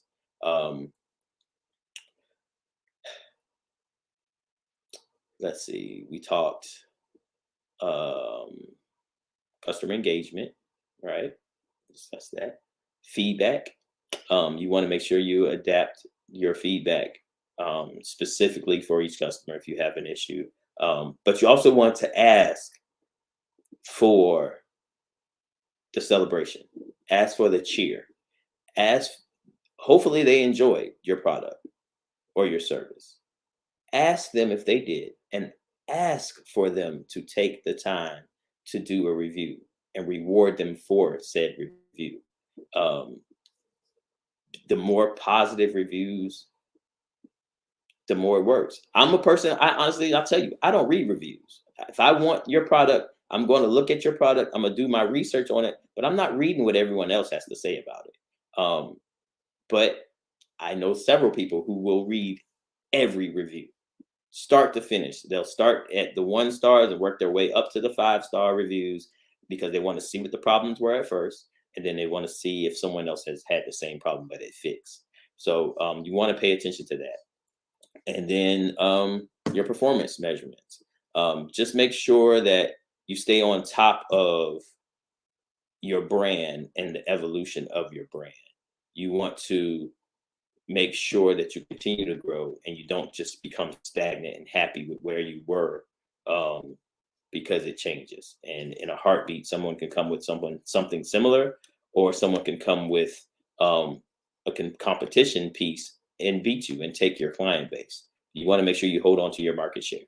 So to do that, you have to stay aggressive and you have to be willing to make adjustments and stay relevant. That's the biggest piece with it, is make sure that you stay engaged, you stay relevant, you stay in the public eye, and give some of what you do to help someone else expand their space. It's what I try my best to do. So if you need me, I'm not hard to find. You can definitely find me here.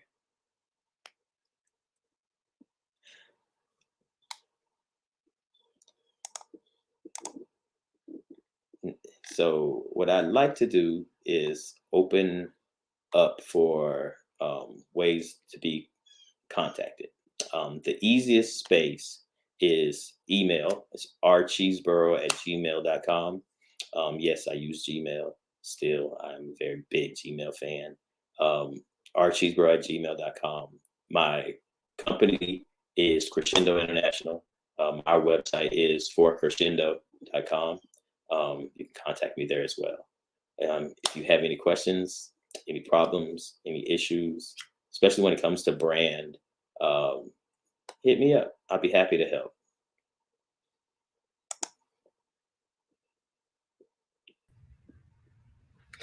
Well, thank you so much today for presenting this very relevant topic for business owners, especially those small business owners. Branding and marketing and social media is the key to letting the world know who you are and what you do on a shoestring budget, correct? Absolutely. Because you want your budget to grow, and we get it. There are people who are willing to help you on the bottom end of your budget. They just want you to look back and pull them with you when you take off. And that's what a lot of us tend to do. I definitely fall in that space. I will help anyone if I believe in your product. You just have to sell me to believe in your product. That's all. Well, again, thank you. And tell us where we can find you again. Absolutely. So my website, my company is Crescendo International. You can find us at 4 crescendo.com. You can reach me via email at rcheeseborough@gmail.com. I tend to get the questions why I use Gmail. It's because Crescendo is actually a ghost firm. We operate in the background behind different companies. You'll never know that we're managing that company's social media or that company's internal communications. It's not for you to know about Crescendo doing it. It's for us to make sure we transfer the word that the company's trying to reach out to their population. Well, genius is common, and I'll see you on the other side. All right. Every dollar counts. So we want to remind you to donate to the scholarship fund. We want to thank our Black Business Expo USA sponsors for November 2023. NC 100, Moody Capital Partners, Suede Soul, Lotus Richey Coaching and Training, Carolina, Virginia Minority Supplier Development Council, Step Management, 5-Star BDM Media, Barbara H. Smith, LLC, Margie McLean Foundation, Incorporated, Genius is Common, The Hello, LLC, Earth Essentials, Mullane Shania Global, Executive Women's Success Institute, The Quality Coaching Company, Superwoman Business Services, Creative Force Studios, Lee Entertainment, Artistic App Design, Black Business Expo USA. Genius is common, and we'll see you on the other side.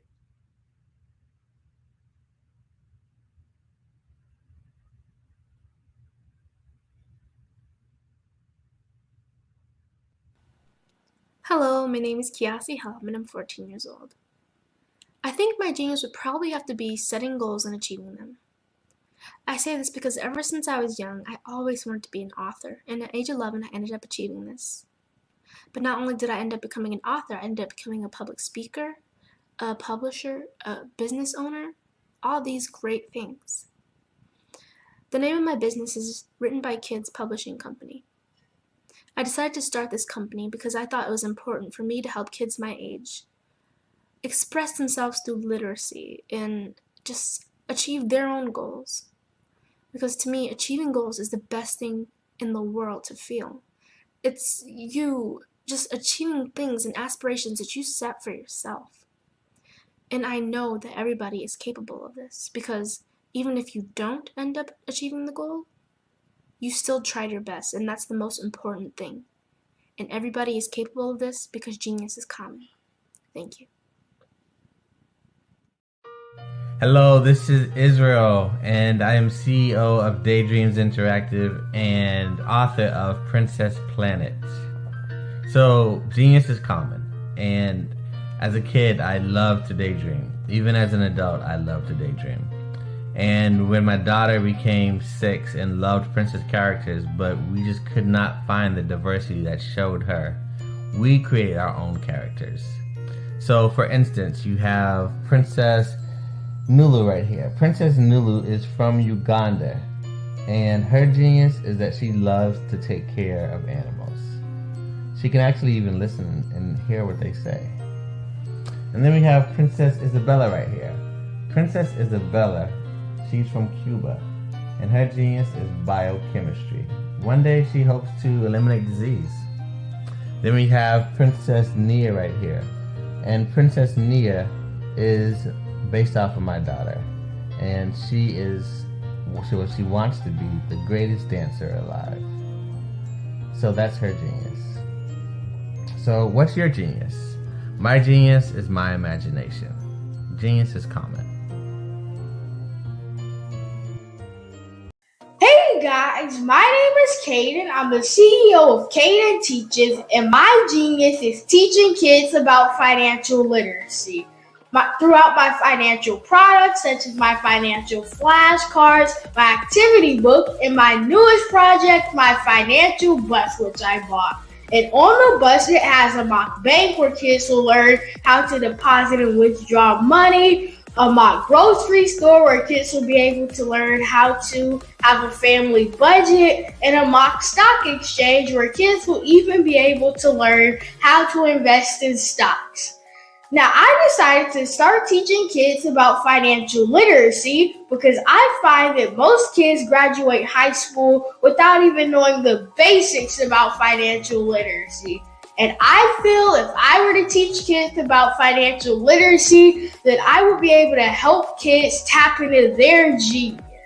And I actually learned about financial literacy to my dad because I would go to business meetings with him, and I would always see that they were talking about financial literacy. And at that point, I didn't understand what financial literacy was. So I took it upon myself to learn about financial literacy and teach it to kids in a way that they could understand. But I want you guys to help me help kids tap into their genius by going to my website, cadenteaches.com, and you can sew into me in my financial bust by going to my GoFundMe link. And remember, if Caden can, you can too. Because genius is common.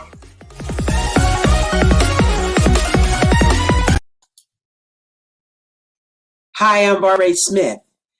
Genius is common.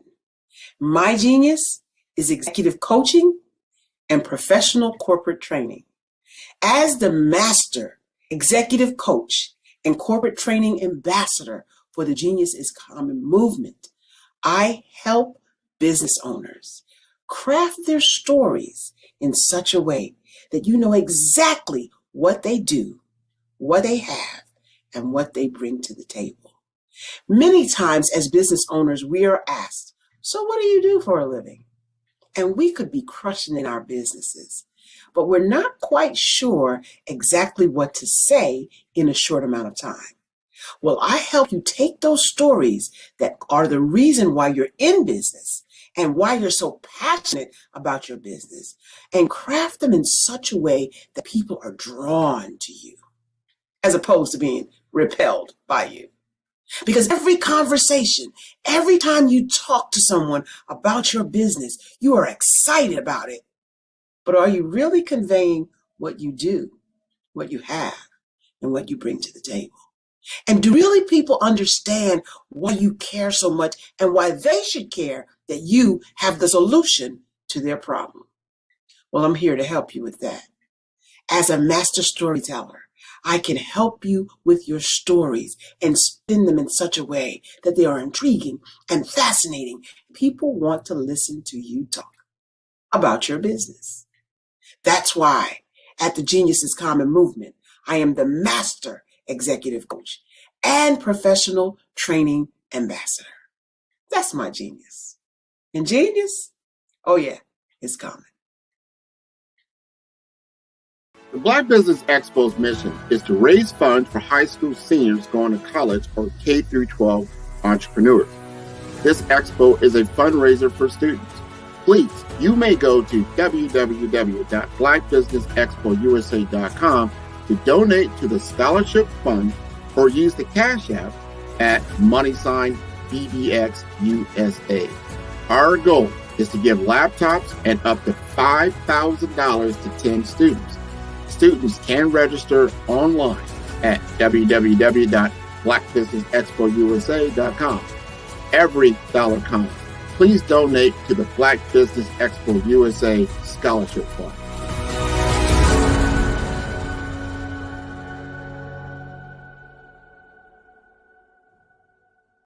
Follow the Brand TV broadcast host, Grant McGaugh, as he visits with top executives and entrepreneurs to find out their secrets of success with their personal brand. Follow the Brand TV broadcast host as he focuses on brand development to build better relationships, bring value to your business, relationships, and career. You will enjoy listening to each episode that is tailored to speak to you directly. If you're looking for this type of clarity in terms of building your brand, you have tuned into the right station. Each episode will help you to shape a conversation in the 5-star BDM network of 20,000 professionals and become a springboard for your corporate engagement and business opportunities. Each guest will frame their story in the areas of personal branding, business development, career development, financial empowerment, and technology innovation.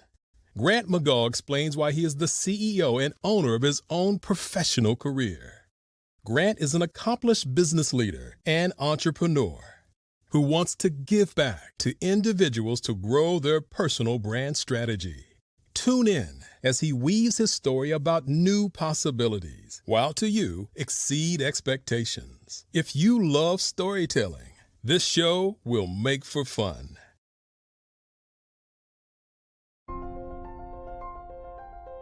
What if you could build your own city?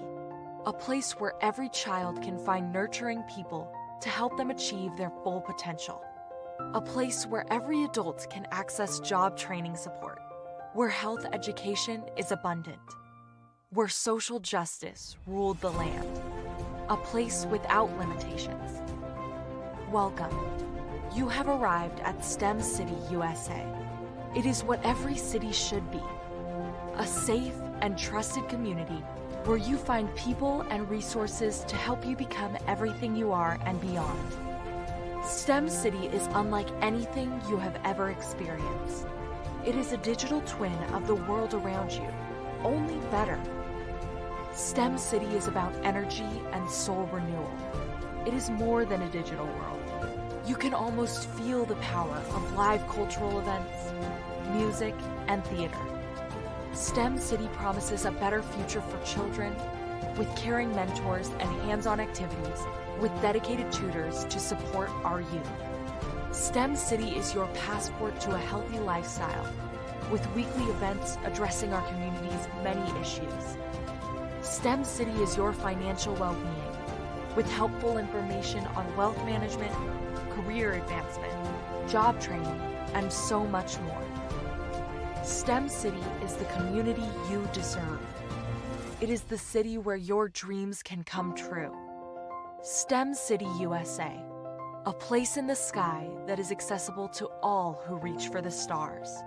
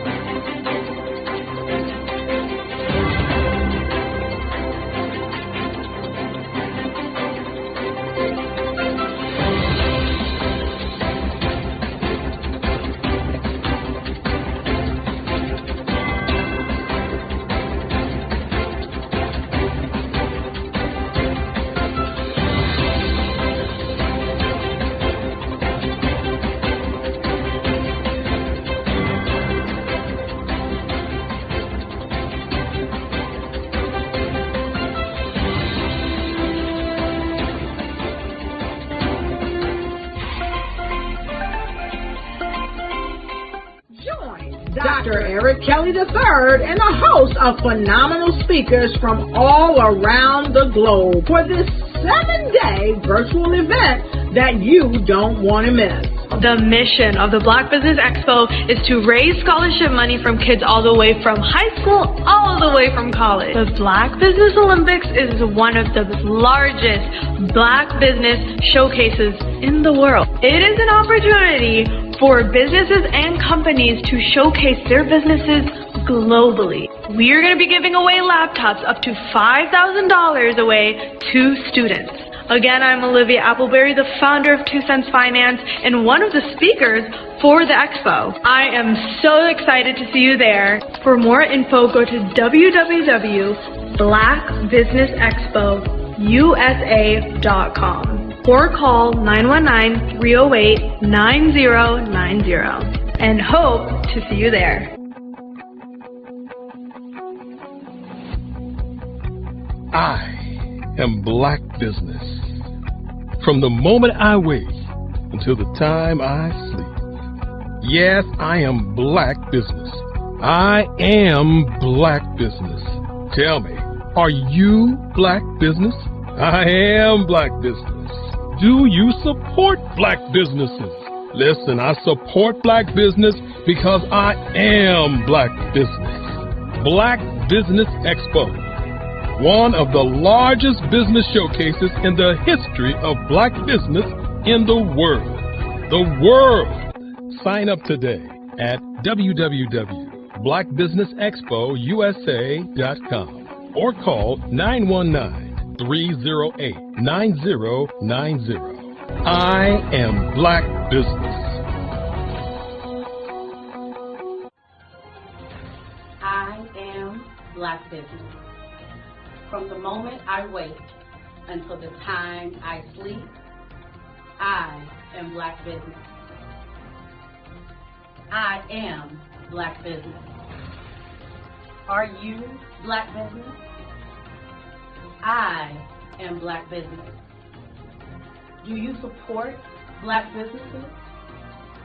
I support Black business because I am Black business. Black Business Expo, one of the largest business showcases in the history of Black America in North Carolina. Join Dr. Eric Kelly III and a host of phenomenal speakers from all around the globe for this 7-day virtual event that you don't want to miss.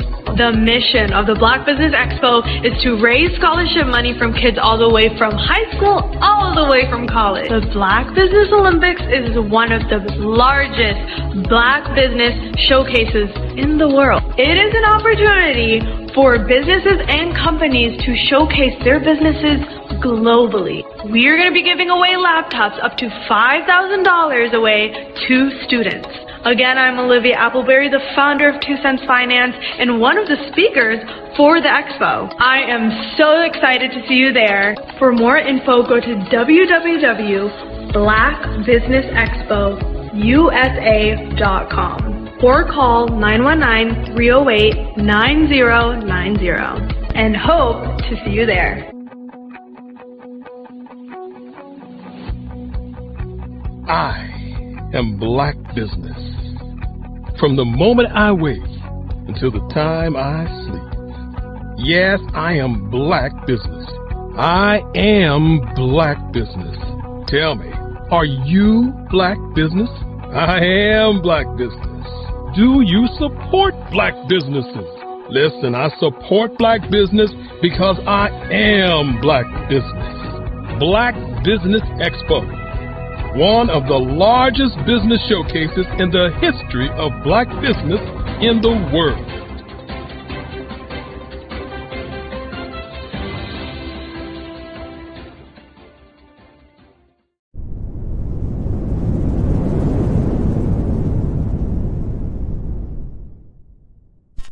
I'd like you to imagine with me, if you will, opening an app where you can collaborate with like-minded individuals from around the world, get inspiration and in-app tools to launch and grow your business, as well as share your knowledge and earn compensation, all in one app. Well, the name of that app is Truso, short for Truly Social. Hi, I'm Matthew Newman, the founder and CEO of Truso. A new concept in social media, Truso is designed from the ground up to be a platform that's both social and empowering for all its users. How exactly do we do that? I'm glad you asked. First, Truso brings the world together via video. Psychologists assert that video provides a significantly more effective connection than audio only. When you enter a community on Truso, you're face to face. Second, on Truso, you don't have to have 1 million followers to monetize. Our business model allows all hosts and moderators to monetize, no matter the size of your following, by 1, producing fee-based content, and 2, inviting others to join the platform as subscribers. Even more, Truso has an in-app resource library with over 100 free resources, forms, and documents to help you build your brand and grow your business. Third, Truso is inclusive. The deaf and hard of hearing communities make up 360 million people worldwide. Unlike audio-only apps, Truso embraces this community, providing a networking platform that allows them to participate via video and closed captioning. We even have a deaf and hard of hearing foundation in the works as well. Fourth, Truso is both social and safe. We refer to Truso as a virtual extension of the beauty shop, barbershop, and brainchild of the community. A place where there's laughter, along with wisdom, growth-oriented conversation, and genuine connections in a safe space. Truso even has proprietary security to ensure we maintain a safe environment for everyone. Where are we at now? Truso is live, y'all. We've launched in beta and we're acquiring users daily. We have an incredible development and marketing team, plus amazing celebrity influencers at the table helping us spread the word around the globe, beginning within the African diaspora and beyond by creating a safe space for growth, connection, and collaboration. We're truly excited about True Self. We've created something special for which there is a global market. And we invite you to embark on this journey with us as a shareholder. The future for Truso is truly bright. Join us and let's go there together.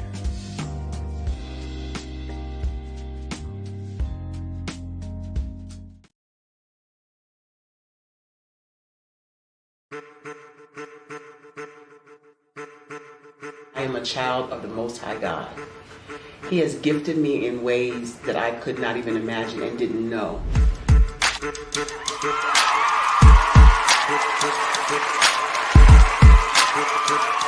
There was a time when I didn't know who I was. I listened to other people tell me who I should be, what I should do. I listened to people telling me that I should be a boutique owner, that I should be a construction manager, that I should be a laborer. Have you ever felt like you should do something else, be something else, go somewhere else, be wherever you wanted to be, and you felt like you were in a box? Anybody in the room? And you couldn't get out? Anybody in the room? And you kept trying to go and you couldn't get out? Anybody in the room? But let me tell you, you need to rock the box. Rock the box.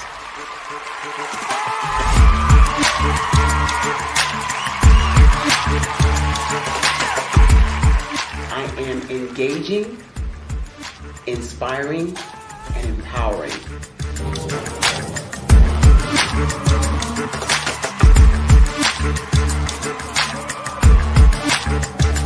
I would give you everything I know.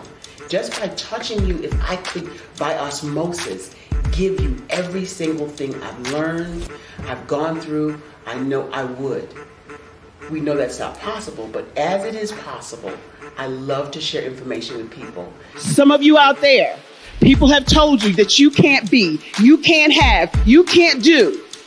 But I will tell you, like Kinston said, you can, you must, and you will. If it's to be, it's going to be me. You got to say it. If it's to be, it's going to be. If it's to be, it's going to be. If it's to be, it's going to be.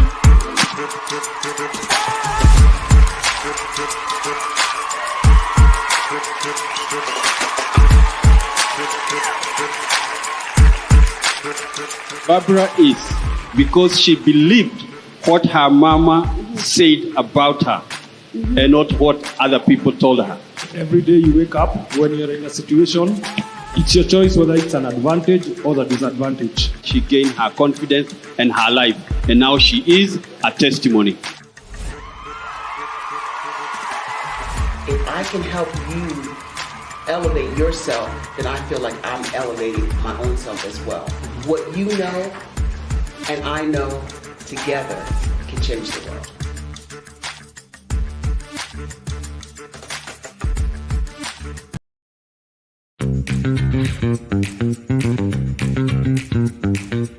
It's time for you to start bossing in social media. For all your social media needs, you've come to the right place at the right time to get your website designed, landing page, social media platforms, and get the training you need to get in front of the people that's ready to buy your products and services. Let me train you with StreamYard, Zoom, Clubhouse, and much more. And let me help you get your virtual professionals, not assistants, because assistants can only assist you, but the virtual professionals can give you that professional flavor that you need to expand your reach and increase your revenue. Jump on in and get in where you fit in and start boxing today.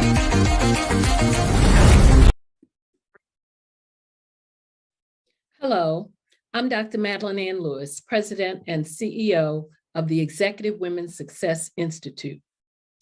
And my genius is helping women accelerate the path to success. You know, I was blessed to have strong women in my life who encouraged, motivated, and pushed me to do my best and to never even think about giving up on my dreams. So I say to women, we must show up to rise up. We have talents and potential, but who will see them if we don't speak up and get noticed? I know that women are a tremendous resource on this planet, and there is nothing more fulfilling than helping a woman tap into her full potential. I do this because I want to be a part of helping as many women as I can to show up, to rise up. I do this because genius is common. Did you know women represent just 3% of Fortune 500 CEOs and less than 15% of corporate executives at top companies worldwide? Have you wondered what the secrets are to getting into the top ranks, whether in the private or public sector? Do you want to figure out how to stop being held back in your career or passed over for promotion? Then you're in the right place. Hi, I'm Dr. Madeline Ann Lewis, President and CEO of the Executive Women's Success Institute. I have decades of experience in the military, the federal government, and corporate America, and my mission is to help women succeed and tap into their full potential. I want to reach 1 million plus women around the world to become the leaders they are meant to be.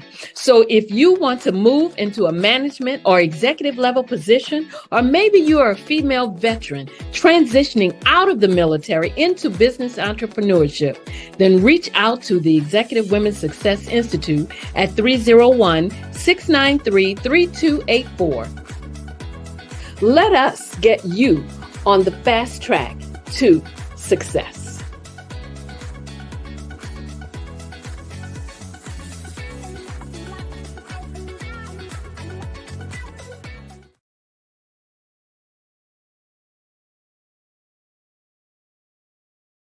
Follow the Brand TV broadcast host, Grant McGaw, as he visits with top executives and entrepreneurs to find out their secrets of success with their personal brand. Follow the Brand TV broadcast host as he focuses on brand development to build better relationships, bring value to your business, relationships, and career. You will enjoy listening to each episode that is tailored to speak to you directly. If you're looking for this type of clarity in terms of building your brand, you have tuned into the right station.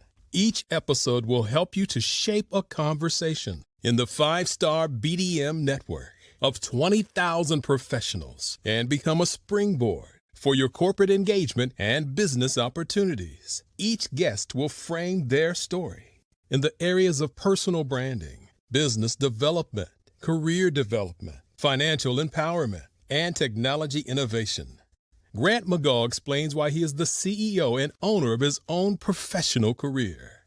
Grant is an accomplished business leader and entrepreneur who wants to give back to individuals to grow their personal brand strategy. Tune in as he weaves his story about new possibilities, while to you exceed expectations. If you love storytelling, this show will make for fun.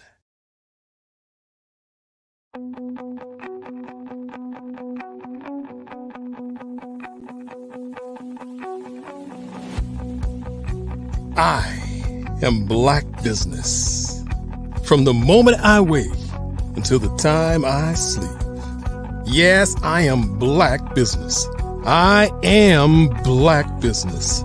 Tell me, are you Black Business? I am Black Business. Do you support Black businesses? Listen, I support Black business because I am Black Business. Black Business Expo, one of the largest business showcases in the history of Black business in the world. The world! Sign up today at www.blackbusinessexpousa.com or call 919-308-9090. I am Black Business.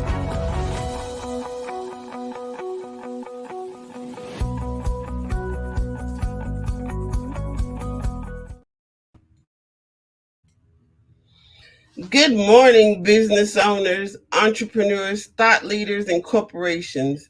Welcome to the Black Business Network. My name is Crystal Gomez. I am your business moderator for this morning on the Black Business Network. The Black Business Network is a 24-hour business network showcasing Black businesses, business owners, entrepreneurs, and thought leaders worldwide. We have speakers from North Carolina, London, Singapore, Africa, Japan, and cities all over the United States. The Black Business Network is a global community sharing its business knowledge to empower, inspire, and educate businesses about business. Our next speaker is Tandra Price. Dr. Tandra Price is a seasoned professional with over 20 years of experience, based in Oklahoma City, Oklahoma. Her passion lies in the transformative power of networking, where meaningful connections can lead to incredible opportunities. Tandra recognized the need for guidance in navigating networking events after attending numerous gatherings that fell short of expectations. She saw people struggling with conversational skills and sought to change that. Through her strategic approach to network development, Tandra empowers entrepreneurs to win.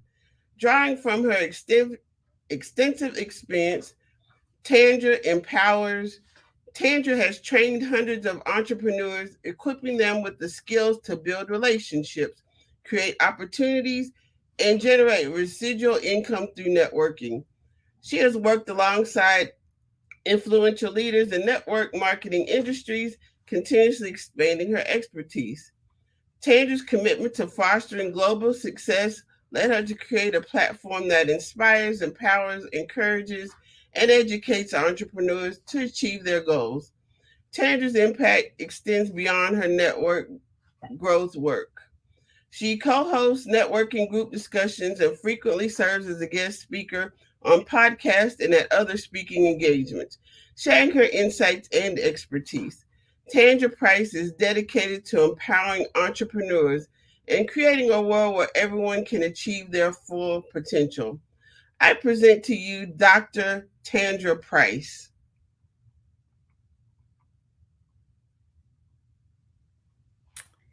Hello. Thank you so much for that amazing introduction.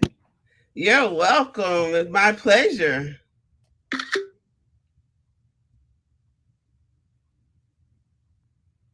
Okay, so let's just jump in real quickly. Again, I just want to introduce myself. I am Dr. Tandra Price. I am a renowned international speaker, accomplished two-time best-selling author. I am an expert networker, strategist, and I am the proud owner and editor-chief and publisher of a global recognized publication called Tap In Magazine. Our edition caters to women, speakers, authors, coaches, and men.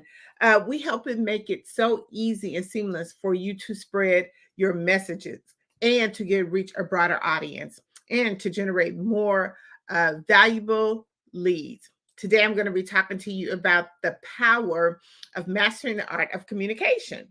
And we're going to talk about that in 4 different ways. We're going to talk about, the best way to start a conversation, when is the best time to network, and what's your plan when it comes to networking and communication? And how do we incorporate one of the most powerful, free online communities, which is LinkedIn, to help us master the art of communication? And our 5th way, we're going to talk about how do we really master communication with our visibility, and how Tapped In Magazine can help you increase your visibility and broaden your audience. So I don't know if you're aware or not, but there's approximately every 2 minutes, there is a conversation taking place. Somewhere, somehow, someone is engaging in a conversation. And a lot of times we don't really realize the fact that conversations are happening because they're really overlooked. There's something that we just automatically assume that just happens because it's always on autopilot. I mean, if you look at right now, you turn on your television, there's communication going. If you look at a lot of your social media, communication is going on. But it happens so frequently that we really don't pay attention to it. Is communication and networking together. I really like to take the form networking and convert it into communication, because anytime that we're trying to send a mass message over to a broad audience, we're really communicating. A lot of people don't really look at it that way because of the terminology from communication to networking. But I'm going to give you just a couple of ways and platforms that where communication networking actually takes place. I mentioned a few of them earlier. One, we're looking at Facebook. We always do communication via phone, video chatting, messaging app, even team chats. A lot of corporations use team chat to kind of get, again, a mass message out to their employees or their organization. We look at Instagram. Twitter is another one. Skype, which is not often used as much, but it still exists as one of those platforms for communication. We have Google Meets, which is a lot of people use that in the different form of Zoom because they feel like Google Meet is a much more better platform. Again, we have Zoom, Slack, WhatsApp. WhatsApp is a really popular platform where a lot of communication takes place, and you can reach a broader audience because you can reach anyone in the world through WhatsApp. And of course, we have Streamline, which is one of the popular platforms that we use today here on the Black Business Olympics. But again, I want to kind of, again, as I mentioned, take communication and networking. They're really a combination together. I like to use the word communication. So throughout our conversation or throughout my presentation today, you always hear me say communication, but it's basically a form of networking. Again, it's anytime any individual shares information or insight about their area of expertise. If you are in business, or if you're selling a product, if you're trying to tell a story, or even if you're trying to meet someone, even if you post anything on social media, it is a form of communication and networking. See, because you want to ensure that your message gets sent to the right target audience. Whether you, again, are making a post, whether you're doing Facebook, there's a certain audience that looks at you, that's paying attention to you. And you want to make sure that you have a clear, concise message every time that you actually are trying to connect with someone. So let's jump in real quick, or dive in real quickly. You know, what's the best forms of communication? Well, these forms, I'm going to tell you these strategies. There's something that we do automatically. We really don't notice it. But let's just kind of take a real quick step into those. One is we're always introducing ourselves. Whether you're meeting someone in a professional setting or just a casual setting, you always are introducing yourself. Or if someone are meeting you or introducing you, it's always the first step of starting a conversation is introduction. If you're in a business setting, we always normally do that firm handshake just to give them that understanding that, you know, it's more of a business environment. A lot of times when we're introducing ourselves just on social, you know, it's more of that laugh, comfort in our own zone. But the first thing we do is starting communication is introducing ourselves. The second way, we always are asking questions. It's a way of kind of keeping the conversation engaged, keeping it going. A lot of people want immediate response. So normally when you ask the question, you're looking for that response. And when you get that response, then it kind of just reciprocates into a conversation going back and forth. Another way, which is the third way, is always asking advice or opinion. People love to ask for help. They like for you to ask for their help or their advice or their opinion on, you know, different specific matters. The fourth way is compliment, which is, I feel like it's my favorite way to go into any kind of conversation. It's just doing a compliment. You can compliment someone on their shoes, their clothes, their hair, and it gets that conversation going. It is the easiest way. The fifth way is making an observation, making observations. You know, let's pay attention to our surroundings, because when you're actually in a conversation, you can always pick different clues depending on where you're at. If you're in a social, professional, or just even at the gas station, you know, you can pick on a certain environment to start talking to someone and generating a conversation. The sixth way is humor. Everyone loves a good laugh. So you cannot help us start a conversation by breaking the ice. I look at humor as an icebreaker when it comes to conversation, because everyone is willing to get that inside laugh joke. And it just helps bring the tension down into the conversation. Storytelling is the best way to get to know who your prospects are, because they love to tell a story about a certain experience that they've done, or something they've done in their job or their corporate business. Storytelling is always a way of you defining if you can be of assistance to the person who you're actually talking to, or if you could be the best referral for them. I always show genuine interest when you're starting and when you're in a conversation or starting a conversation. A lot of times when we're trying to start a conversation and tell someone about some of these particular things that are happening, if they're not paying attention, then it kind of like shows that person that you're really not interested. And anytime that you want to have a conversation, they always say, make sure you have that eye contact. Make sure that you're looking directly into the person's face so they'll know that you're paying attention. And whether you're nodding your head or something that gives them that you are part of the conversation. And share your experience. You know, a lot of times if you have been attending an event, share your experience that you've been at that event, or share an experience of something that is a commonality relationship. And always the best way is on current topics. Like a lot of times I always talk about, let's make sure that we're increasing our personal development. So stay abreast of current topics, especially in your expertise in your industry.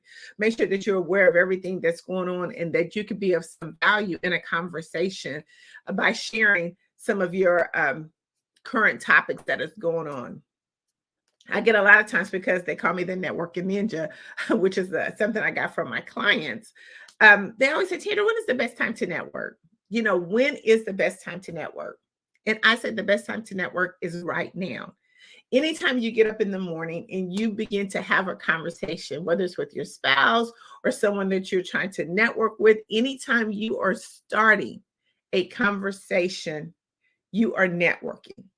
Because again, you're exchanging your message. You're delivering a message to someone that you want them to understand exactly what you're doing. And you're connecting the pieces. See, when you look at networking, you're connecting. And a different terminology, especially in computer or tech industry, they say networking, you're connecting the gadgets, the pieces, and you're doing the same thing when you're having a conversation.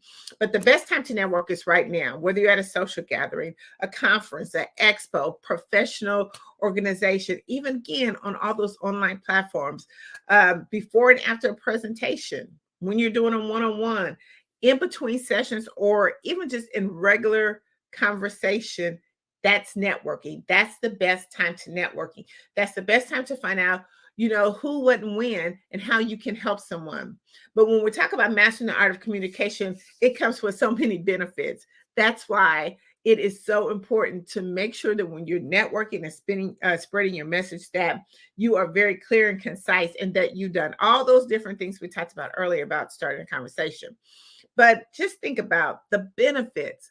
You know, it brings you on different ways to enhance your negotiation. So when you're trying to actually talk to someone about your products and services, being a part of networking / communication, it helps you to enhance those negotiations, because when we're listening, we're looking at our environment, we're understanding what's going on around them. It builds trust. Because here's the thing about it. If people build trust with people who they know, like, and trust. So the more that you're talking, the more that you're communication, the more that you're helping them even share references, you are building that trust and credibility over time. It gets you into successful networking. It helps you to engage with others confidentially. You can actually now understand really what their concerns are, their issues are, and how you can really help them. It also builds a stronger connection. The more that you are networking and communication, it helps you to understand and build a long-lasting relationship with your prospects. But it also builds loyalty and support. I mean, you can receive more support from others when you are communicating and networking, because they understand actually your industry. They understand exactly where you're going. They understand your vision and mission. See, it helps you also as a benefit increase your visibility. The more that you are networking and communication, that means the more you're out at different social events. It's helping them understand who you are. It's helping with your branding. It helps you to collaborate too, because just think when you go to all those different events, you're collaborating, you're connecting with other people within those events. And then once you start collaborating, then you start building bigger on your platform. It helps you to give what I call the resource bank, be able to pull out your resource bank of different referrals and resources that you could do. Another thing that communication and networking does, the benefit of it is it's giving you access to resources. We talk about a lot of times about building professional development, but in order to sometimes to be able to get into these rooms that a lot of times we don't get opportunities to, it gives you that access to resource, because when you're talking and networking with other people, they're letting you know of different things that's going on or what's been working for them, or different networking events, or even different promotional events that you can use into your business. It helps you to be able to access that resources that you probably wouldn't be able to have access to. Again, brand awareness. We always want to make sure that our brand is out front and forward. I always call it, it's the store display of your it's the window display of your store.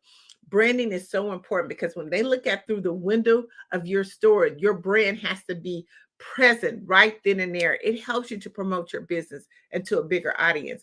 Another benefit of networking / communication, it gives you access to some of the decision makers, which we're going to talk about a little later, about the major big platform that is so underused. It helps you identify trends too, like what's going on in the marketplace. When you're not networking and communication, you really don't know. We have to step out of that comfort zone. You've heard that saying, right? Get out of your comfort zone. And that's really the benefit of networking and communication. And it helps you get so much business growth as well. I always tell people when we go to networking events, whether it's conferences, virtually or in person, what's the plan? See, we have to have a plan when it comes to networking. What are we doing? What's our objective when we go? I'm going to go over these real quickly for you. One, you got to set a goal. Anytime you go in networking or you're trying to give that mass message out, what is the main goal? What do you want to achieve by getting your message out? A lot of times we don't look at that. We just have a message and we're trying to get it out. But what's your overall goal? What do you want to happen when somebody actually hears your message? The second thing, when you go to a lot of different networks, let's do some research on the events of the people who's hosting the events, how long the event's been around, because the most important thing is time. And we want to make sure that we're maximize our time to the fullest. And the only way that we can do that is making sure that we're in the right places at the right time with the right people. So make sure that you are doing a research on your event. Prepare your introduction. People do not like to be sold at networking events. It's all about relationship building. So when you're actually trying to prepare or plan to introduce yourself, make sure that you're doing it in a way that does not seem salesy. Make sure that you're doing it in a way that's authentic to who you are, so they'd be able to make that connection. So the person who you're actually connecting with, they feel that energy. See, that's the thing about it. When you prepare your introduction, you want someone to feel your energy, your enthusiasm, like, I want to be a part of what you're doing. So make sure that you prepare. Preparation is the key. Bring all your essential materials. Make sure that you have your cell phone charged. If it's your iPad, whatever it is, make sure that you have the essential tools that you need, because it's nothing worse than going to an event and you're not properly prepared. Making sure that your phone goes down, or that all your social media contacts, everything. That's the next thing. Let's make sure that all of our digital presence are updated. Because one thing, when you go to networking, just think you only have that 60 seconds, not even 60 seconds, 10 or 15 seconds to make that first impression. If they go to your site and it's aesthetically pleasing, they're not going to want to do business with you. Make sure that your website looks good. I mean, all the function, all the buttons that's working. Make sure that all your contact information is up to date, because no one is going to be searching or looking for you. Once you make that initial contact, that is the most important thing. So make sure that all your stuff is updated. And another thing, when you're actually doing networking, make sure that you're active listening, because what happens is if you're not actually listening or doing active listening, when you go back for that follow-up process, you can use some of those key methods or those key things that person said that's going to help you generate and connect even better Make sure that you at least go to an event, no matter virtually, in person, that you're connecting with 5 people. Even if you go out and about on your daily plan, make sure that you connect with 5 people. There's nothing wrong with walking up to someone and connecting with them. If you're an introverted person, don't like to talk, guess what? We're your brand. Make your brand stand out. Wear bright colors. Just smile, because that will actually start the introduction. That will actually start a conversation. It will actually open up the doors for you to be able to make that 5th or that 4th connection for the day. Another thing, when you're talking about, connecting with at least 5 people, join Facebook groups. A lot of times these conferences, they have Facebook groups because they're trying to build a community. The best way when they're trying to build a community, that they want you to feel good and welcome when they come into their event. And how they do that is through Facebook, because the people that join their Facebook group, it gives you an opportunity to go through the Facebook group and connect with 5 or 10 people. They do that a week to 2 weeks before their event, because they want you to already be able to connect with someone. Remember, when you're out here doing these events, the whole goal is for them to build communities, to build those resources, to give you access to things, to start communicating and talking, breaking the ice, so it doesn't feel awkward when you actually go to the event or if you see them virtually online. Always have a follow-up plan. Do not go to an event without having a follow-up plan, because you've wasted your time. You wasted the valuable time that you could be using to do something else to help be more productive within your business. I talk about 10 income producing activities that we should be doing before 10. And if you're going to a networking event and you've went that whole event, didn't get 5 contacts, didn't even, stop to even make a proper introduction, then you've wasted valuable time that you could have been using. And right now, time is of the essence. We want to make sure that we're maximizing our time. And one of the things that a lot of times people say when they go to networking events, oh, it didn't work for me. Okay, did you have a plan? Let Tapped In Magazine help you to develop that plan, so when you go to these events, that you're maximizing your time, you're getting the maximum benefit for every time that you go to these events. I talk a lot too about virtual events. A lot of times virtual and in person, they kind of work similar to same, but make sure that when you're at on a virtual event, make sure that your equipment is set up. Make sure that you're in a nice, comfortable setting. Make sure that your background is well lit up. The space is good. Make sure all the technical pieces, you can hear your voice, your speakers, any of that stuff. Make sure that, most importantly, that you're on camera. People do business with people who they can see. So make sure that you're on there, and make sure that you're taking notes. Another way of being active on a virtual is, raising your hand, making comments in the chat, connecting with those people that are in the chat. That's another way that you can get contacts, is talking with them, sharing your information. Make sure that you are maximizing your event to the max. Real quick, I always say there's 8 types of networkers, and I'm going to go over these networkers real quick. The first one is always the social butterfly. So when you walk into a networking room or even on a virtual setting, do a 360 panoramic view of the room. It doesn't hurt, because when you look at the room, all your networkers are going to be in different spots of the room. You have your social butterfly, the one that is the loudest, is attention grabber. They're loving the event and they want you to enjoy the event too. So they're going to be able to ones to kind of bring you along into their group, introduce you to some people that are at the event. Then you have number 2. I call them the expert or your business promoters. These people, they're not really thinking about, networking. They're only there to promote their business. They're going to be in a corner where you're going to see the people maybe crossing their hands, and they're just going to be eye focused on that person, because whatever they're saying is so interesting. They're just there to promote their business. Then you have those people that I call the third networker, is those inquisitive mind people, or fear of missing out type people. These are the type of networkers that attend events and gatherings just for the insight. They ask questions. They want to engage in the conversation. These are the people who are just got an inquisitive mind, like, oh, who came to this event? Oh, I saw such and such at this event. So they're looking around and they're asking questions. The 5th person is the buffet eaters. Okay, so I always say that the conversation doesn't start at the beginning of the buffet line; it starts at the end of the buffet line. These are just networkers who just come for the food, basically, just for casual outing. They're attending the event, they love the event, but because they've been in the buffet line, you can hear from coming down the line, who's what company's doing what people are the who's that you need to connect with. The sixth type of networker is I call the walker connector. This is a type of networker that focus on just building relationships and connecting with people. They're proactively seeking out opportunities to introduce other individuals. They're looking to build their referral base, their database. So when their clients come to them, they're that one-stop shop. See, they're the people that, you know what, here's a referral, here's this type of person to meet with. It's like almost going into a networking event and you say, hey, I hate networking and I don't want to go by myself. Well, if you get connected with the walker connector, it's like you two are both working the room. Then you have the digital networkers. These are people that they're not going to do anything with you except on digital. If you're not on the digital space, in some of those different platforms, they're not going to network with you. This is how they utilize these online platforms. They want to make sure that the best way for fast, effective networking is digital marketing.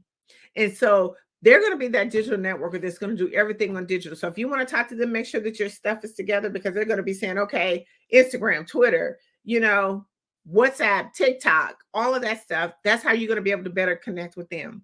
And then I like the last one, which is our goal strategist. These people have a goal in mind. They're coming there for a certain reason. They're going to be able to maximize their time when they get there. See, they're not playing around.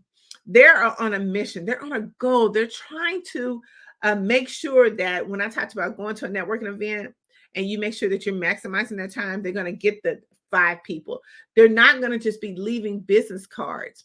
See, one of the things that we have so handy dandy to us in our phone is, we have that QR code that you can scan to get your information right off the bat. So that's why you want to make sure that you have all your information together. But they're on a goal because, see, they're trying to build their business and they know exactly who they want to talk to, where they want to talk to, because they've done the research on who the people are in the network. They've looked at the Facebook group. So these people, these networkers, they have a strategic goal that they're looking for. So you can't mess with them. So you got to think about, when you go to a networking event, what type of networker are you and where do you want to be at in the room to get the best value, maximize your time. I want to talk about, our fourth one of how to master the art of communication is, how does LinkedIn help you with communication? I don't know if you realize, but LinkedIn has over 810 million users. Over 810 million users. Did I mention it was a free platform? It is a free platform. This platform is so underused because we think a lot of the other social media platforms, but this platform, I love it because this is where your decision makers are. This is where people who are actually looking to do business with you. But how do we do it? We have to start the communication. We have to make sure that our communication is clear, concise, and memorable. See, we do a LinkedIn bootcamp, and we help you to mastermize your LinkedIn profile. But we take it a step further because we go through a whole 6 weeks worth of intense communication on your LinkedIn profile, and you'll be amazed of what your LinkedIn account can do for you, free or if you have the paid version.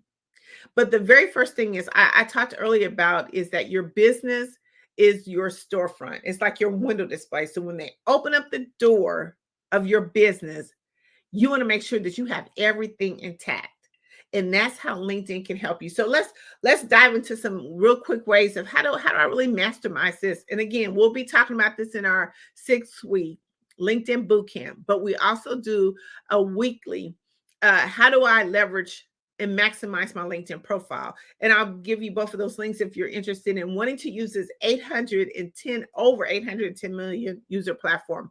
But the very first thing you need to have, just make sure that you have a professional picture. A lot of times we look at our profile pictures and they need to be very clear and crisp. Make sure your profile picture is inviting. See, a lot of times we get into those studios and we make those very, poses and we make them look sharp, but are they appealing? Are they friendly? Do they make it seem like, hey, you can come talk to me? Like, I'm open. The next thing you want to do is make sure that you have a headline. It is so important that your headline is your branding. So if your headline is not not displaying exactly what you do, it's going to be hard for when someone is searching for you to really understand what is it that you do. You know, we're not using stock image. Use what is actually connected to your business. The next thing we want to talk about is highlights in our platform or in our profile. And we talk about this in how do I leverage my LinkedIn platform or my LinkedIn profile in 90 minutes. We talk about all these different things, but one of the things is you got to do some highlights and videos. Most people are now looking at videos. They're so engaged in videos more than they are print or more than they are writing. You have to make sure that another way to get your message out is do some videos, do some reels. It's the most effective post. You'll get so many more impressions on it. Your summary, make sure that you're highlighting your strengths and provide a glimpse of your professional journey.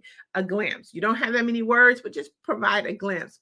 Experience, make sure that you're detailing your work experience. Focus, especially if we're entrepreneurs, focus on your accomplishments and some results that you have done for your clients.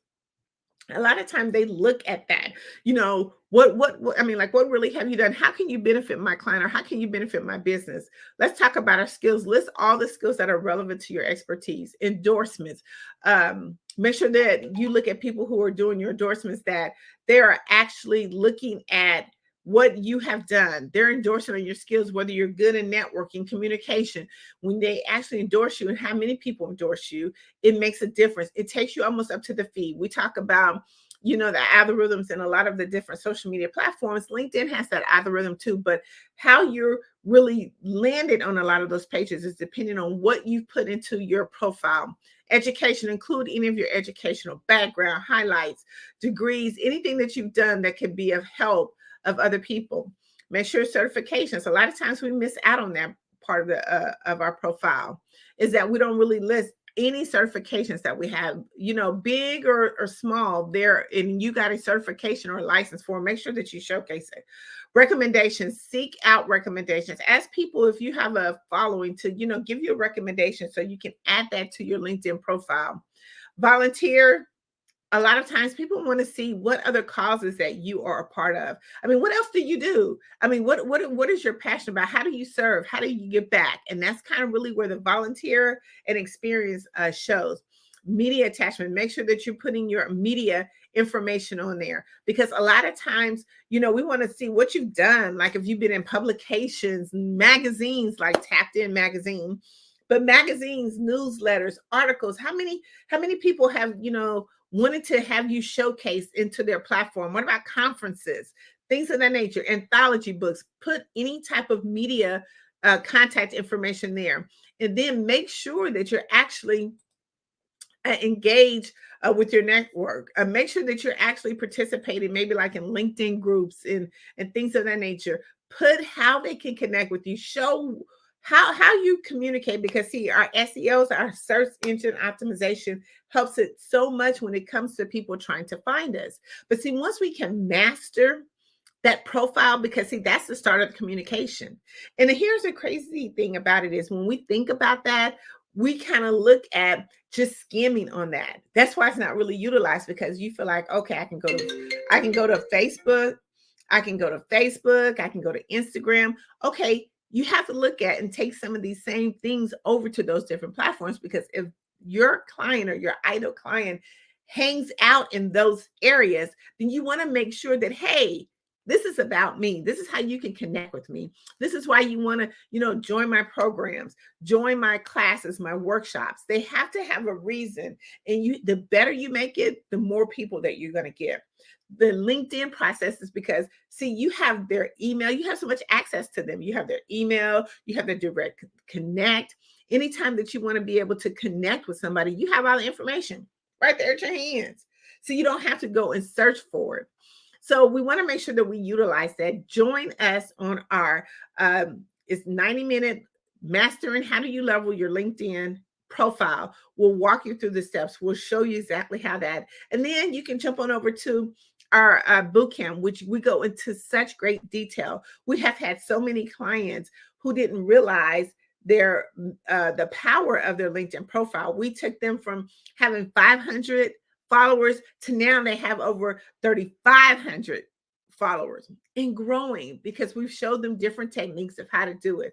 We host this workshop on Wednesdays. So if you want to be able to take advantage of a free platform, join us on our LinkedIn boot camp and our mastering your LinkedIn profile. I want to just talk about a little bit about Tapped In Magazine and how that intertwines with what you do. So what happens is the most important thing with any business is to maximize your visibility.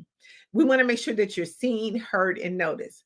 But how do you do that? You have to have a platform that can seamlessly put you in different places that you're not in.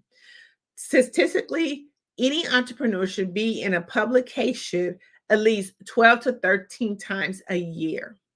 Now, and the reason why that is because you are always actively doing something with your business. Your business is growing. So your business ain't the same as it was yesterday. See, it's new today.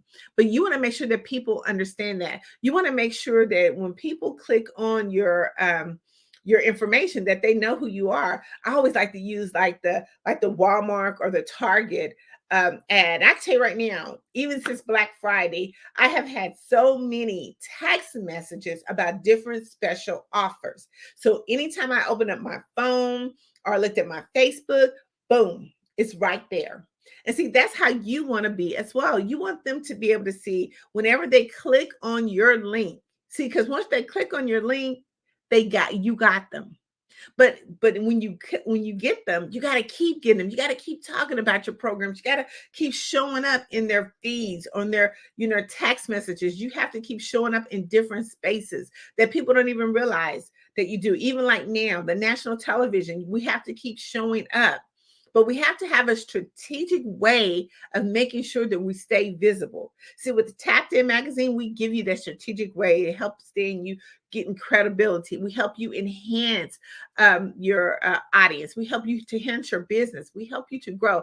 One of the things that we look at is we want to make sure that we give you the exposure that you need. We want to make sure that when we put your article into our publication, that it's a clear, concise message. What are we talking about today? What is going to get that readership to really want to go at the bottom and click on your link? See, Tapped In Magazine helps you with that. We help you filter through all the things that you need. It's not just a story. See, it becomes a statement. See, when you actually go into a client and you hand them a publication with your picture on the front, it's no longer a magazine. See, it becomes a statement. It becomes that conversation piece. It becomes you're mastering the art of communication because see, not only are you getting that message to them, but see, that message is going broad. See, they'll look at it and they'll be like, wow. Okay. See, they've taken the time to strategically increase their visibility. See, another thing that with all the mastering of art of communication, you got to get your voice amplified. How do you amplify your voice? Like, how do you scream out loud without really screaming out loud? How do you do that? See, Tapped In Magazine helps you do that. One of the things that everybody wants to do is have that global audience. How do you get into a global audience? A lot of times we go into stages and we talk internationally, but there's much more to a global audience. How do you actually be able to be like on their platforms, on their newsstands, in their feeds? See, we make sure that by our global reach, especially being in the UK, it gives us access to those people who we're trying to connect with. We talked about when is the best time to network. Right now. So when we look at Tapped In Magazine, we look at taking you every space that we go, like we're going to the Super Bowl. So when Tapped In Magazine goes to the Super Bowl and we make everything aesthetically pleasing for our clients, people click on the message and they're like, oh my God, you have X, Y, and Z. But see, here's the unique thing about how we help you to amplify your voice is that when you come into our publication, everybody gets on the front cover. Let me say that again. Tapped In Magazine, everybody gets on the front cover. We normally take up to 15 people per publication, but every person gets on the cover of that. Let me tell you why that's so important. See, we wanted to be unique. We wanted to change the networking space. We wanted to make sure that everybody's voice get heard multiple times. And how do you do that? By being on the front cover. Because see, the more times that you're on the front cover of Tapped In magazine, the more people from the other networks are going to be looking at you. So they're going to be looking at you. See, it's not just, okay, today I get this magazine and then I put it on the shelf. Tapped In magazine is going to help you to amplify your voice and show you how to get that global audience, that global reach. How do you connect with other influential leaders that are inside of the publication? See, it's no longer a magazine. It's a statement. So go to tappedinmagazine.org.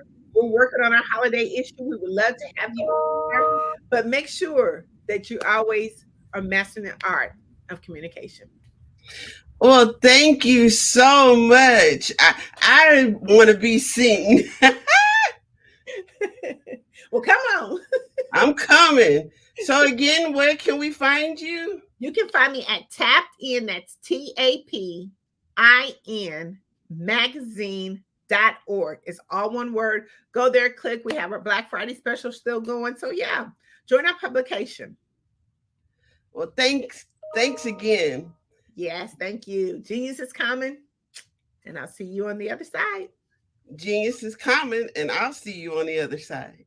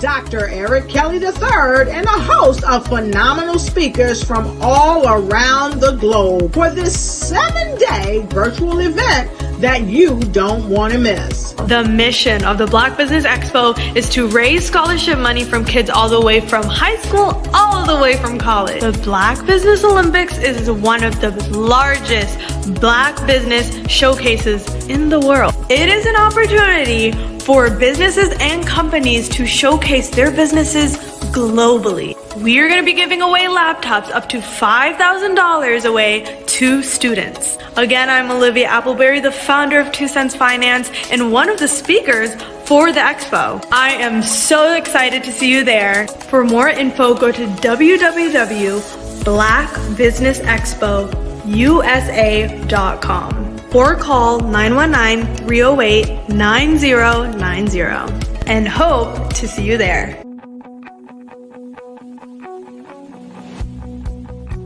I am Black Business. From the moment I wake until the time I sleep. Yes, I am Black Business. I am Black Business. Tell me, are you Black Business? I am Black Business. Do you support Black businesses? Listen, I support Black business because I am Black Business. Black Business Expo, one of the largest business showcases in the history of Black business in the world. The world. Sign up today at www.blackbusinessexpousa.com or call 919-308-9090. I am Black Business. I am Black Business. From the moment I wake until the time I sleep, I am Black Business. I am Black Business. Are you Black Business? I am Black Business. Do you support Black businesses? I support Black business because I am Black business. Black Business Expo, one of the largest business showcases in the history of Black America in North Carolina. Sign up today at www.blackbusinessexpousa.com or call 919-380-9090. I am Black Business. I am Black Business.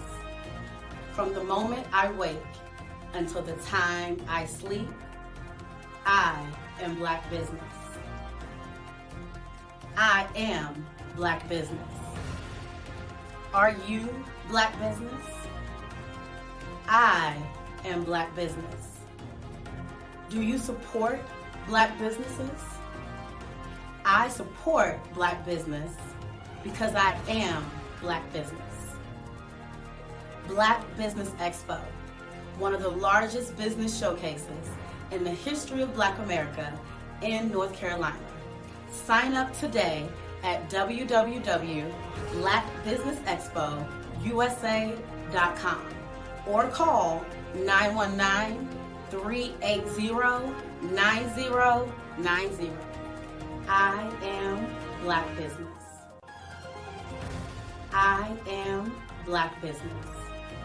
From the moment I wake until the time I sleep, I am Black Business. I am Black Business. Are you Black Business? I am Black Business. Do you support Black businesses? I support Black business because I am Black Business. Black Business Expo, one of the largest business showcases in the history of Black America in North Carolina. Sign up today at www.blackbusinessexpousa.com or call 919-380-9090. I am Black Business. I am Black Business. Are you a forward-thinking entrepreneur or business owner? The world is changing faster than ever, and it's time to pivot and adapt to the future. Hello LLC is here to help you do just that. Hello stands for helping enterprises leverage leading-edge optimizations. Our innovative solutions can streamline operations, reduce overhead costs, and give you a competitive edge in a market projected to reach $5 trillion by 2030. By pivoting to the metaverse, businesses can tap into a rapidly growing market that is projected to be a significant part of daily life for 25% of Americans by 2026. As a full digital metaverse agency, the Hello LLC can help you create custom solutions to streamline operations, increase productivity, reduce costs, and drive brand recognition. Why should you pivot to the metaverse with the Hello LLC? By leveraging cutting-edge technology, you can provide immersive experiences for your customers, expand your global reach, and unlock new revenue streams. Contact us today to make the pivot.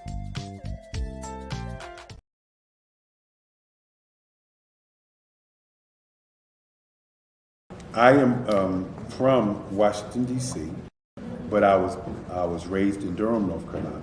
I came to Durham when I was about 5 or 6.